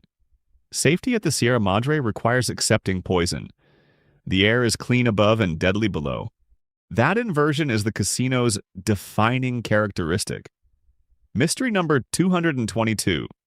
Rex, the cybernetic dog companion in New Vegas, has a backstory that connects to the King's Gang in Freeside. He was once owned by a figure who may or may not have had a direct connection to the gang's founding mythology. Rex's brain is damaged, and the companion quest involves finding a suitable replacement. What the game almost says without quite saying it is that Rex may have been present at the beginning of the Kings, and that what he's forgotten might be significant. Mystery number 223. The glowing sea in Fallout 4 is the most heavily irradiated zone in any Fallout game, the impact point of a direct nuclear strike on the Boston suburbs. At its center is an abandoned church where a Children of the Atom cell has established itself. The church, surrounded by the glowing sea's horrific conditions, is completely safe from raider attack and most conventional threats simply because nobody can survive the approach. The Children of Atom live in perfect safety, surrounded by the deadliest environment on the East Coast, and their theology explains this as divine providence. Mystery number 224. The railroad's full history remains one of Fallout 4's most interesting untold stories. Decades of covert operations, safe houses, extraction protocols, all of it built by individuals who may be dead or may be living under false identities. The organizational memory of an underground network that doesn't write everything down for obvious security reasons means that a lot of what the railroad has done and experienced is simply lost. Mystery number 225. The Alien Blaster is a weapon that appears in every mainline Fallout game. Its presence confirms ongoing alien interest in Earth. You don't find weapons without hands that held them. The frequency with which alien blasters appear in the wasteland suggests either that the Zitans have suffered significant casualties during their operations on Earth, or that they lose equipment with a casualness that implies enormous manufacturing capacity, or that they've been seeding weapons intentionally for reasons that haven't been established. Mystery number 226. Father's final words to the sole survivor depend on the faction choices the player has made, but in every version, Sean's death returns to the question of whether what the Institute was doing was justified by what it would eventually have achieved. He's a dying man arguing for the value of the work, rather than confronting the harm it did along the way. The player can agree, disagree, or simply stand in silence. In the silence is all of Fallout 4's ambivalence about what progress requires. Mystery number 227. Veronica in New Vegas is a Brotherhood of Steel scribe who already knows the Brotherhood is failing and is looking for a reason to stay. Her personal quest involves finding a ball gown, a seemingly frivolous goal that turns out to be about claiming one beautiful, impractical thing in a life organized entirely around utility and survival. The gown doesn't help her fight anything. It doesn't advance any tactical goal. It's just a thing she wanted in a world that hasn't cared about what she wanted for her entire life. Mystery number 228. The burned man's survival of being set on fire and thrown into the Grand Canyon is treated in honest hearts as a confirmed historical event rather than legend. Caesar had it done. Witnesses were present. Joshua Graham survived through the river at the bottom of the canyon and made his way to New Canaan. The physiological description of how he did this, burned to the bone, still alive walking, is left without medical explanation because there isn't one that fits normal human biology. Mystery number 229. Dog and God in Dead Money are two personalities sharing one supermutant body. Dog, the simpler and more fearful personality who responds to hunger and immediate threat. And God, the more calculating and self-aware personality who understands the Sierra Madre and its systems. The two personalities can be merged or separated depending on the player's choices and conversation approach. The game implies this isn't unique, that extended violence and trauma can produce similar splits in other mutants. But Dog and God are the only instance of it we see. Mystery number 230. The boomers at Nellis Air Force Base in New Vegas have a functional B-29 bomber on the bottom of Lake Mead that they want recovered. The quest to raise it involves diving and complex logistics. What the game establishes but doesn't elaborate on is that the Boomer's founding mythology, a story of escape from outside persecution, of finding safety behind walls and guns, maps uncomfortably onto a pattern of institutional trauma that the community has never had space to process. They're safe. They're also very afraid, always. Section 18. Quiet Details and Final Thoughts. Mystery number 231. In Fallout 3, if you visit the Museum of Technology, there's a display case containing a model of the Delta IX rocket that launched from the NASA facility in Cape Canaveral. The rockets in this Fallout universe's history are slightly different from real-world counterparts, but the presence of a space program, one that apparently continued to develop alongside the atomic age, suggests that pre-war America had both nuclear weapons and a functioning capacity to leave the planet. The two things together raise the question of whether anyone got off the planet before the bombs fell, and whether anyone is out there still. Mystery number 232. The Enclave's oil rig in Fallout 2 was the most advanced functioning complex in the post-war world at that time. Its destruction, and the Chosen One's role in it, effectively ended the Enclave's capacity to pursue their FEV purification plan on the West Coast. But the Enclave survived. A significant portion of their membership apparently evacuated to Raven Rock on the East Coast, where the events of Fallout 3 pick up decades later. How that evacuation happened, and what the journey across a nuclear continent looked like for a group trying to maintain operational security, has never been shown. Mystery number 233. The original Fallout's cathedral, the Master's base of operations in Los Angeles, was built over the original Mariposa military base tunnels that extended beneath the city. The scale of the tunnels and the degree to which pre-war subterranean infrastructure exists beneath what became the Boneyard suggests that the Master's choice of location was practical as well as symbolic. He was building his army directly above the source of the FEV that made the army possible. Mystery number 234. Raul Tejada in New Vegas is a ghoul who was once a gunslinger in pre-war Mexico City. He was present when the bombs fell in 2077. He's been alive for over 2 centuries, working various jobs, drifting from place to place, watching everyone he cares about die because he doesn't.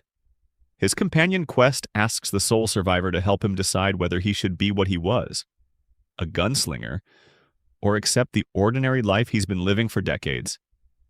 He's been running from who he is because being who he is means outliving everyone else. Mystery number 235. The Courier's relationship to the Divide is the most personal backstory in the New Vegas franchise, and it's almost completely invisible in the main game. You can play through the entire thing without ever knowing that you destroyed a community, that someone survived it, and that he's been waiting to confront you ever since. Lonesome Road is optional content. The Courier can become the most powerful figure in the Mojave without ever reckoning with the worst thing they ever did. Mystery number 236. The radio broadcast from the Enclave in Fallout 3 that plays patriotic music between Eden's speeches is a selection curated to evoke a specific emotional response, a kind of military-adjacent Americana, the music of World War II. Era, confidence, and resolve. Eden chose that music deliberately. An AI programmed with the cultural memory of a nation chose to use that nation's emotional touchstones to recruit survivors to his cause. The cynicism in that choice is matched by its effectiveness. It works on the listener even knowing what Eden is. Mystery number 237. Christine's relationship with Elder Elijah was once that of student to mentor. She was his best student, apparently, before he fell into obsession. The DLC's architecture makes this relationship visible in what she knows about his weaknesses and what he relied on her for, without ever making it explicit.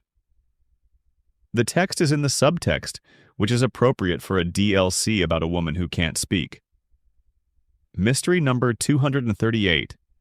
The fact that Vault-Tec ran advertisements, maintained a PR department, had celebrity spokespersons, and marketed its products to the civilian public throughout the period when it was running its most ethically devastating experiments represents a kind of corporate compartmentalization that the real world recognizes. The people who made the ads probably didn't know about the experiments. The people who approved the experiments probably didn't think of themselves as villains. Everyone was doing their job. Mystery number 239. The memory of what the world was like before the war is fading. By the time of Fallout 4 and beyond, most people alive have never known anything but the wasteland.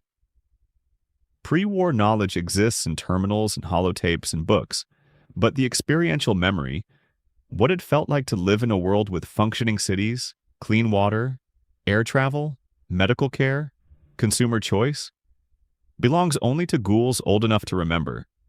When the last of them dies, that experiential link is gone. The wasteland communities will know the old world only from what it left behind. Mystery number 240. The Vault-Tec rep in Fallout 4, the cheerful salesman who visits your pre-war home and asks you to register for Vault access, is still alive in the game's present 210 years later as a ghoul living in Goodneighbor. You can find him, recognize him, ask him about that morning he came to your door. He doesn't remember it specifically. He had so many visits. You were just one more family on the list. Mystery number 241. The music of Fallout, both the licensed period recordings and the original compositions by composers like Mark Morgan and Enon Zur, is doing half the franchise's emotional work. Morgan's ambient scores for Fallout 1 and 2 are unsettling and vast, suggesting a world that has become stranger than its inhabitants understand. Zur's work for 3, 4, and 76 is more cinematic. The period pop music playing from in-game radios works on a different principle. It's the sound of the world that ended, still audible in the world that replaced it. Mystery number 242.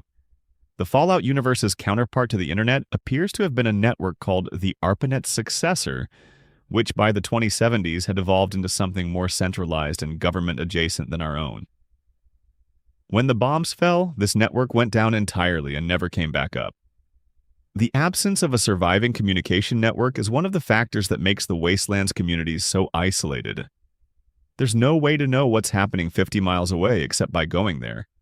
Mystery number 243, Arcade Ganon's father's power armor, the one Arcade won't use until pushed into the most extreme circumstances, represents a kind of inherited guilt. The power armor was built for the Enclave. It serves their purpose. Wearing it means looking like what the Enclave looked like, and Arcade has spent his adult life trying not to be that. When he finally puts it on, in the right circumstances, at the right moment, it's less about capability than about accepting that his inheritance is a weapon. And sometimes a weapon is what the situation requires. Mystery number 244. The last people to leave Vault 101 in Fallout 3's ending. If the Lone Wanderer opens it, step out into sunlight they've never seen before. Their ancestors entered the vault before these people were born. Everything they know about the world comes from inside. The opening of the door isn't just a plot beat. It's the most fundamental change that can happen to a community that has organized its entire existence around a closed door. And the game ends before you find out what they made of the world they found outside. Mystery number 245. The fate of the Lone Wanderer after Fallout 3's events, particularly in the Broken Steel DLC's continuation, remains one of the franchise's open threads. The Wanderer is alive, influential, and connected to the Brotherhood. What they did with the decades after Project Purity was completed, and how their presence in the capital wasteland shaped its eventual political trajectory, would be the setting of a Fallout 3 sequel that has never been made. Mystery number 246. The super mutant army scattered across the Commonwealth in Fallout 4 came from the Institute's early synth production.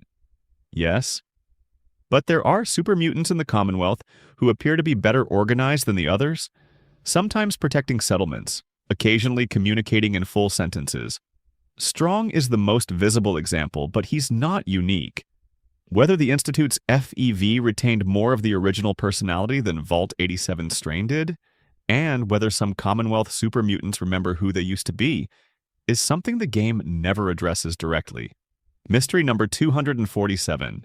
The Children of the Atom in Far Harbor have a relic they call the Nucleus, a ballistic missile submarine docked at a military base that the cult has turned into their holy sanctuary. The submarine still has functional missiles. The missiles still have nuclear warheads. The cult leader knows this.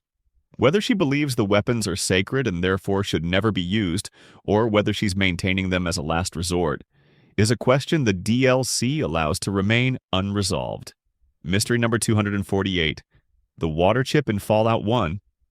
The piece of technology that the Vault Dweller is sent to find when Vault 13's water supply system fails represents a different kind of post-war scarcity than what later games focus on.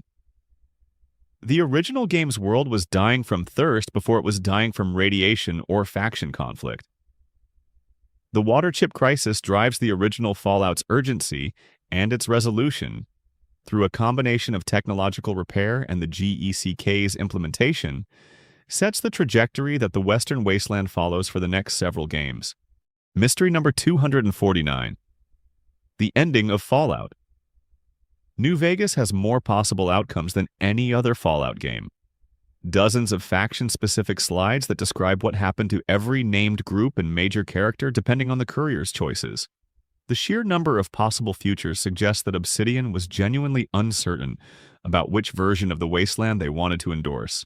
The game's final image, the courier standing on a dam, the Mojave spread out below, is the same regardless of which ending you got. The courier in every version of the ending is standing on top of something they changed, looking at what comes next. Mystery number 250. After everything, after the experiments and the factions and the radiation and the centuries, the Fallout universe keeps returning to one question, asked in different ways in every game. What do people owe each other? After civilization, after the social contracts that made civilization possible, after the institutions and laws and safety nets all failed simultaneously, what remains? What obligations survive the apocalypse? The franchise keeps insisting the answer is the same as it was before. You owe each other something, maybe not everything, maybe not what you can't afford to give, but something. The small kindnesses, the right choices made in small moments when nobody would know if you made the wrong one. The decision to help someone who can't help you back, in a world where helpfulness costs more than it ever did. That's what the holotapes and the terminals and the radio signals are really about. Not the factions, not the politics, not even the vaults and their terrible experiments. They're about the moments between, the places where ordinary people tried to be decent in circumstances that made decency nearly impossible, and sometimes managed it, and left a record, and hoped someone would eventually find it and know that they were there, and that they tried. The Wasteland is full of those records. It always has been. And now you know where to look. If this helped you settle into something peaceful tonight, or just gave you something to think about in the dark, drop a like and hit subscribe. There's more where this came from. More mysteries, more games, more quiet deep dives into the strange and beautiful and haunting corners of the worlds we love. Come back whenever you need somewhere to rest. Sleep well. The Wasteland will be here when you wake up. End of script, section 19. Things that shouldn't be there. One of the quieter pleasures of exploring the Fallout Wasteland is discovering something that doesn't belong. A piece of technology in a location that has no reason to have it. A creature in a region where its species shouldn't exist. A door that leads somewhere the map says shouldn't be there. These anomalies are sometimes bugs. Sometimes they're intentional Easter eggs. And sometimes, the best times, they're pieces of a larger story that nobody has completely assembled. Mystery number 251. The developer room in Fallout 76. A testing space inaccessible through normal gameplay, was accessed by a group of players who figured out a method to reach it without console commands. Bethesda reached out to those players and banned some of them. Then, in a move that surprised the community, asked the players who had found the exploit to explain it in exchange for possible account reinstatement. The exchange was notable for what it revealed. Bethesda's testing environment for a live game is a space full of every item in the game in enormous quantities, which is standard practice. But the process of negotiating with players who broke into it set a precedent that the Fallout 76 community found fascinating. Mystery number 252. In Fallout 4's Museum of Witchcraft in Salem, there's an auditory experience that most players notice but few investigate. The building is dark, structurally compromised, and contains a deathclaw that has been feeding there for some time. The ambient sound design, the movement sounds, the distant impacts, is designed to create the impression that something much larger than you is present before you actually encounter it. The developer who designed the space essentially created a horror game within a horror-adjacent RPG using only sound and environmental design. Mystery number 253.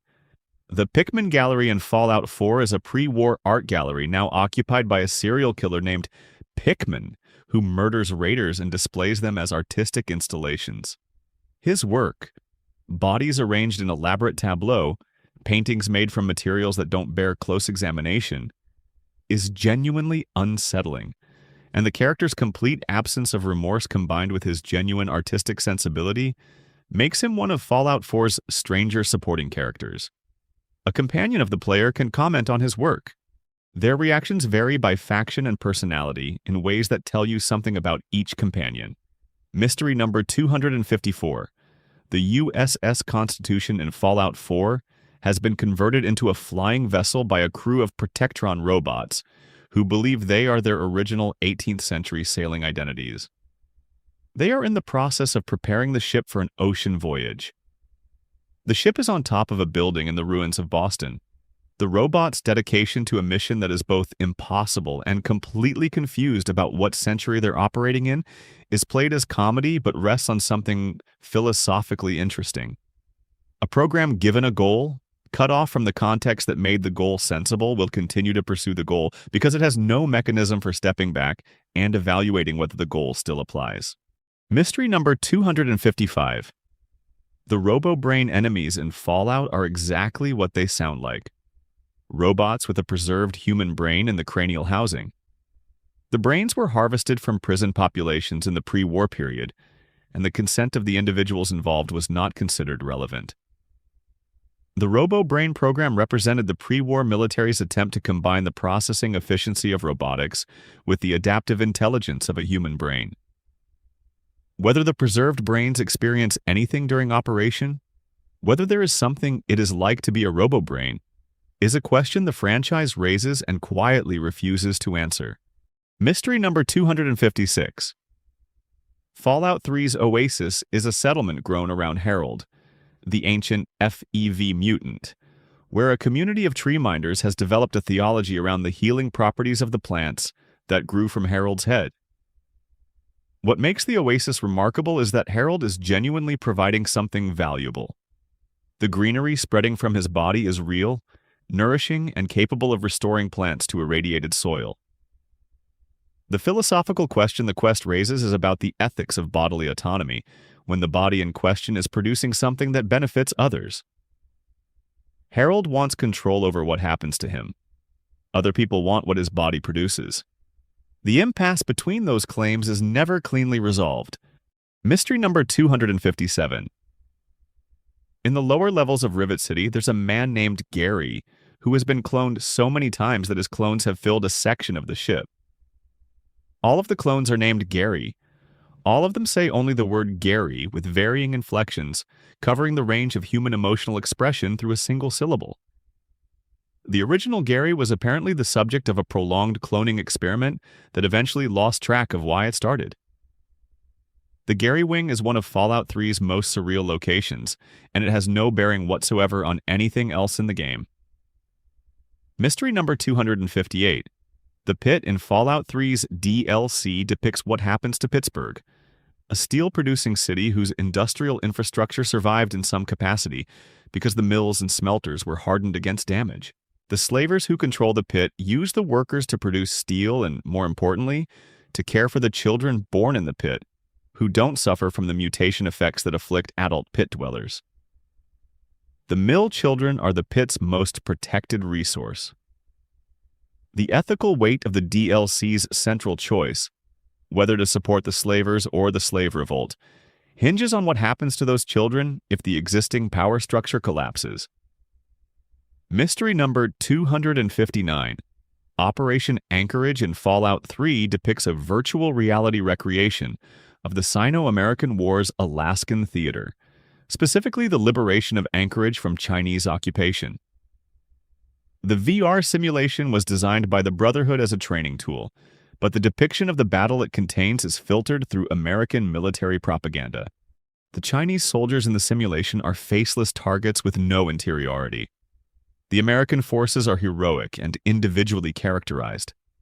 The simulation is, intentionally or not, exactly the kind of nationalist historical narrative that Fallout's writing usually deconstructs. Mystery number 260, the Institute's SRB, Synth Retention Bureau, is the department responsible for tracking down escaped synths and returning them to the Institute. Their methods, as described by characters who've encountered them, involve memory wipe and reintegration rather than destruction of the synth. The question of whether a memory-wiped synth who has been reintegrated is the same individual as the one who escaped, or whether something essential was lost in the process, is the philosophical core of the synth debate, and it's one the game lets players sit with without resolving. Mystery number 261.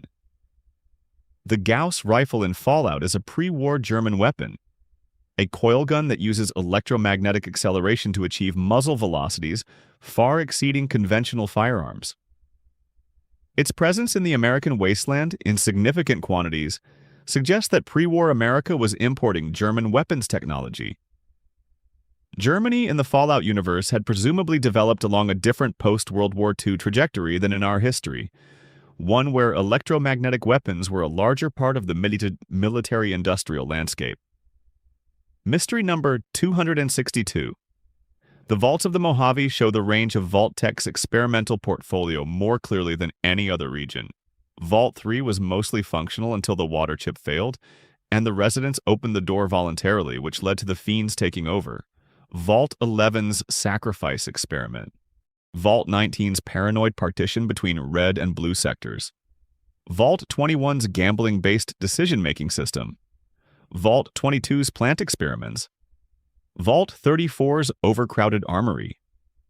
The Mojave vaults are almost a complete catalog of the different kinds of social collapse Vault-Tec was testing for. The fact that the Mojave wasteland contains so many operational and recent vault experiments compared to other regions suggests this area was particularly important to Vault-Tec's research program, without any explanation of why. Mystery number 263. Sarah Lyons in Fallout 3 is one of the most effective minor characters in Bethesda's Fallout games. A Brotherhood commander who genuinely believes in protecting the capital wasteland, who modeled herself on her father's vision, rather than the Brotherhood's traditional priorities, and who dies between Fallout 3 and 4 in circumstances the games only briefly acknowledge. Her death, and the leadership crisis it contributed to in the Brotherhood's capital chapter, is backstory by the time the sole survivor arrives in the Commonwealth. She's mentioned, honored, and gone. Mystery number 264. The National Guard Depot in Fallout 3 contains a cache of supplies intended for post-nuclear emergency response, sealed behind security doors whose codes are held on terminals in locations scattered across the map. The cache was never opened because the National Guard units assigned to distribute it were deployed elsewhere when the bombs fell and never came back. The supplies, preserved behind radiation-hardened doors, have been sitting there for over 2 centuries waiting for a distribution that was never going to happen. Mystery number 265. Silver Shroud Radio in Fallout 4 is a pre-war radio drama broadcast that you can access during Kent Connolly's companion quest.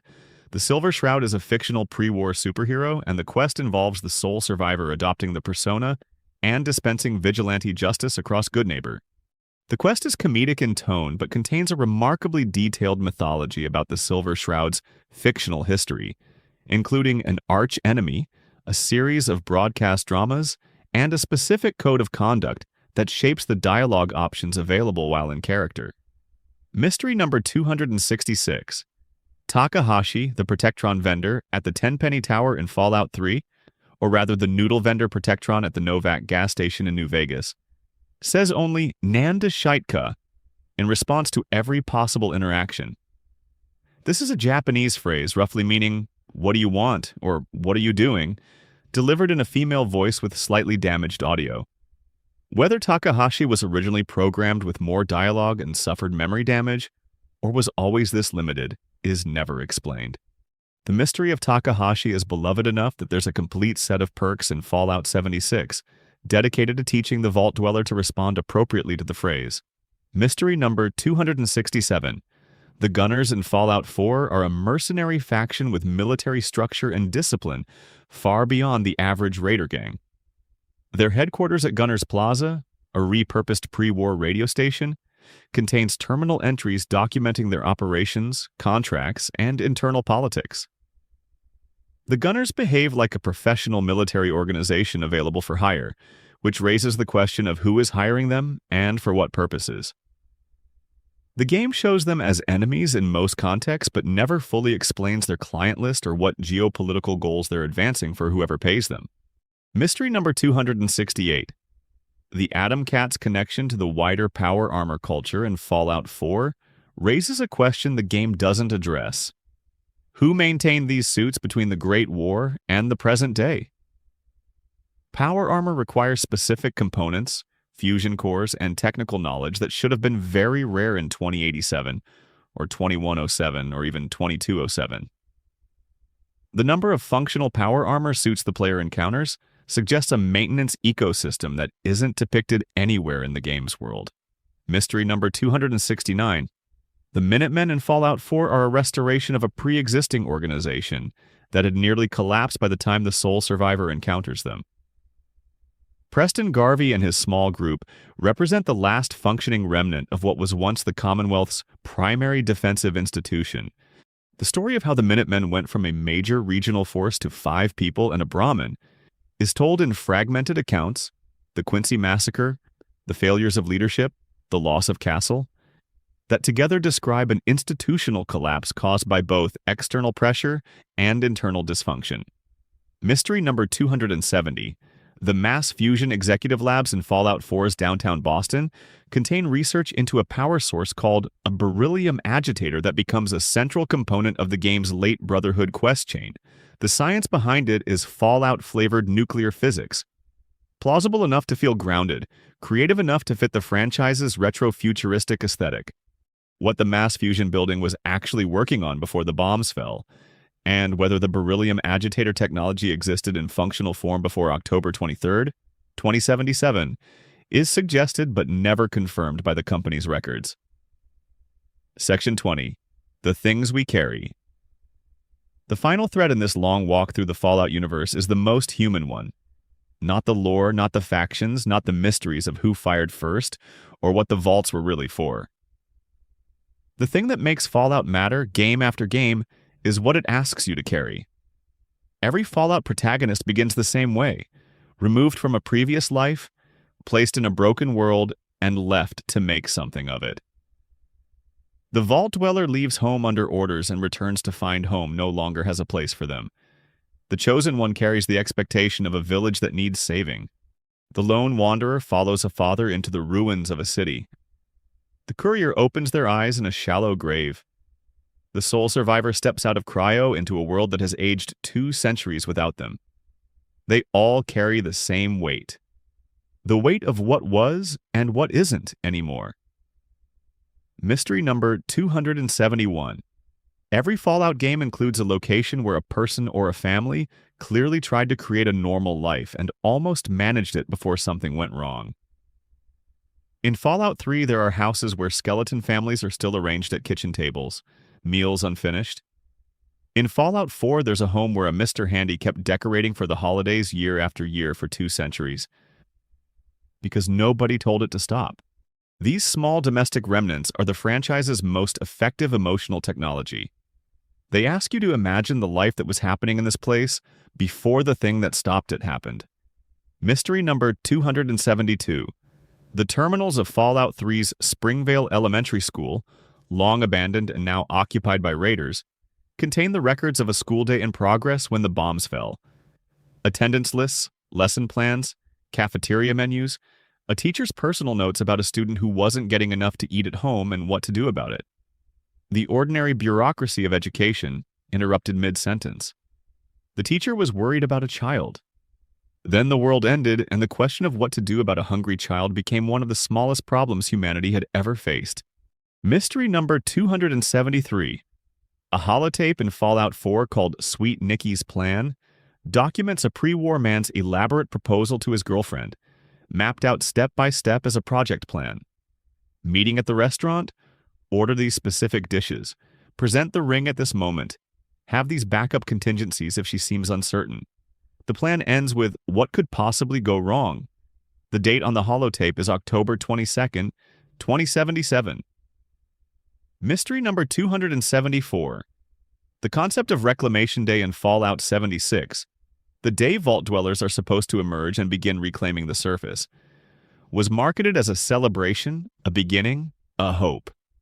Vault 76's Reclamation Day is October 23rd, 2102, exactly 25 years after the bombs fell. The choice of that anniversary for the vault opening was deliberate, a piece of dark institutional poetry. You emerge on the anniversary of the ending to begin the reclaiming. Mystery number 275. The question of whether civilization can be rebuilt and what form it should take is the question every Fallout game asks in its own way. The NCR is the most complete answer the series has offered. A democracy with courts and elections and a military, messy and corrupt in places, growing into something that might eventually become what it's trying to be. The Institute is a different answer. A meritocracy of intelligence, cutting itself off from the surface and pursuing pure capability without ethical accountability. The Brotherhood is a third, order and hierarchy and the preservation of what was best in the old world, corrupted by the same tribalism that made the old world brittle. None of them is right. None of them is wrong enough to dismiss entirely. That's the mystery that underlies all the others. The specific kind of hope that Fallout carries underneath all the decay and the darkness. The idea that there's still time to get it right. That the question of what we owe each other hasn't been permanently answered by the worst thing that ever happened. That the terminals and the holotapes and the radio signals broadcasting into empty rooms are still there because someone decided they mattered and decided to make a record and left it where someone else might eventually find it. You're here. You found it. That counts for something. If you made it this far, thank you for being here. Hit subscribe if you haven't yet. It genuinely helps this channel grow. Drop a comment with your favorite Fallout mystery or one I missed because this universe is too big for any single video to cover. Sleep well, Vault Dweller. The wasteland will be waiting. Epilogue. On sleeping in the wasteland. There's a specific kind of quiet that the Fallout games create that no other franchise quite replicates. It's not silence exactly. There's always something. Wind moving through broken concrete. A radio broadcasting into an empty room. The distant sound of something large settling in a building that's been settling for 2 centuries. It's the quiet of aftermath, the quiet of a world that used to be full and now has space in it. That kind of quiet is surprisingly restful. It has weight to it, a settled quality that active noise doesn't offer. The wasteland is huge, and most of it is empty, and the emptiness has its own texture, its own particular atmosphere, its own set of questions that don't demand immediate answers. The mysteries we walked through tonight don't all have answers. Some of them never will. The decisions made by development teams, changed across multiple games by different studios, shaped by the practical realities of making games rather than the consistency demands of a single narrative vision. Some are intentional ambiguities, placed there because the Fallout universe works best when it leaves space for the player to think, to theorize, to project their own understanding onto the fragments they find. The best mysteries in any fictional universe are the ones that feel generative, that give you more to think about the longer you sit with them. The mysterious stranger appearing and disappearing across decades and miles is more interesting than any definitive origin story would make him. The Great War's ambiguous beginning is more disturbing than a clear answer would be. The Vault's terrible purpose and the bureaucratic normalcy with which they were designed and operated is more unsettling because it resembles real patterns of institutional behavior that we recognize. Fallout keeps asking who we are when the rules go away, and it keeps suggesting that the answer is complicated. Capable of both the Andale families building cannibal traditions and the tree minders growing a green garden around an ancient, suffering man. Capable of the Institute's bloodless cruelty and the Railroad's dangerous compassion. Capable of 200 years of bad decisions and the occasional, improbable, stubborn moment of grace. The settlements in the wasteland that work, that actually function, that create something worth living in. are invariably built on small human choices made in difficult circumstances. The decision to share rather than hoard, the decision to trust rather than fortify, the decision to remember that the person walking toward you might need help rather than be a threat. None of those decisions are guaranteed to work in the wasteland. They just work more often than the alternatives do over time, in aggregate, when enough people choose them consistently. That's what 250 mysteries add up to. Not a solved puzzle, not a complete explanation of a fictional universe's internal logic. Something more like a long, slow immersion in the texture of a world that was broken and is still, somehow, trying to figure out what comes next. The wasteland is patient. It has been here a long time. It will still be here in the morning. Thank you for spending this time in the wasteland with me. If this helped you rest, or gave you something to think about, or just kept you company through a quiet night, that's everything this channel is for. Subscribe if you'd like more, and leave a comment about where you're watching from. I genuinely love knowing where these videos end up. Wherever you are, sleep well. War never changes, but sleep mercifully does. A few more things worth resting on before you close your eyes. The sound that plays when you first open your Pip-Boy in Fallout 3, that familiar startup chime, is one of the most immediately recognizable pieces of audio in modern gaming. It's a small sound, functional, designed to convey that the device is active and ready. But because it plays at the very beginning of your time in the capital wasteland, when everything is still unknown and enormous and slightly terrifying, it becomes associated with the experience of stepping into that world for the first time. It's the sound of orientation, of finding your bearings in a place that has none. The Fallout universe is full of moments like that. Small sensory details that do outsized emotional work because of when and where you encounter them. The way the sun looks setting over the Mojave, big and orange and clear in the unpolluted air above the desert. The way Rivet City creaks in the wind off the Potomac. The way the Sierra Madre's towers look in the morning light before you understand what the cloud will do to you if you breathe it. The world that ended was terrible in specific ways. The world that replaced it is also terrible in specific ways. But it has light in it. It has music. It has people who built homes in aircraft carriers and noodle vendors who say the same thing to everyone, and a detective synth carrying 200 years of unsolved grief for a woman who died before the bombs fell. It has stories. It always has stories. And as long as the terminals stay powered and the holotapes stay intact and the radio towers keep broadcasting, those stories will keep reaching people who are ready to listen. You're one of those people. That matters. Good night.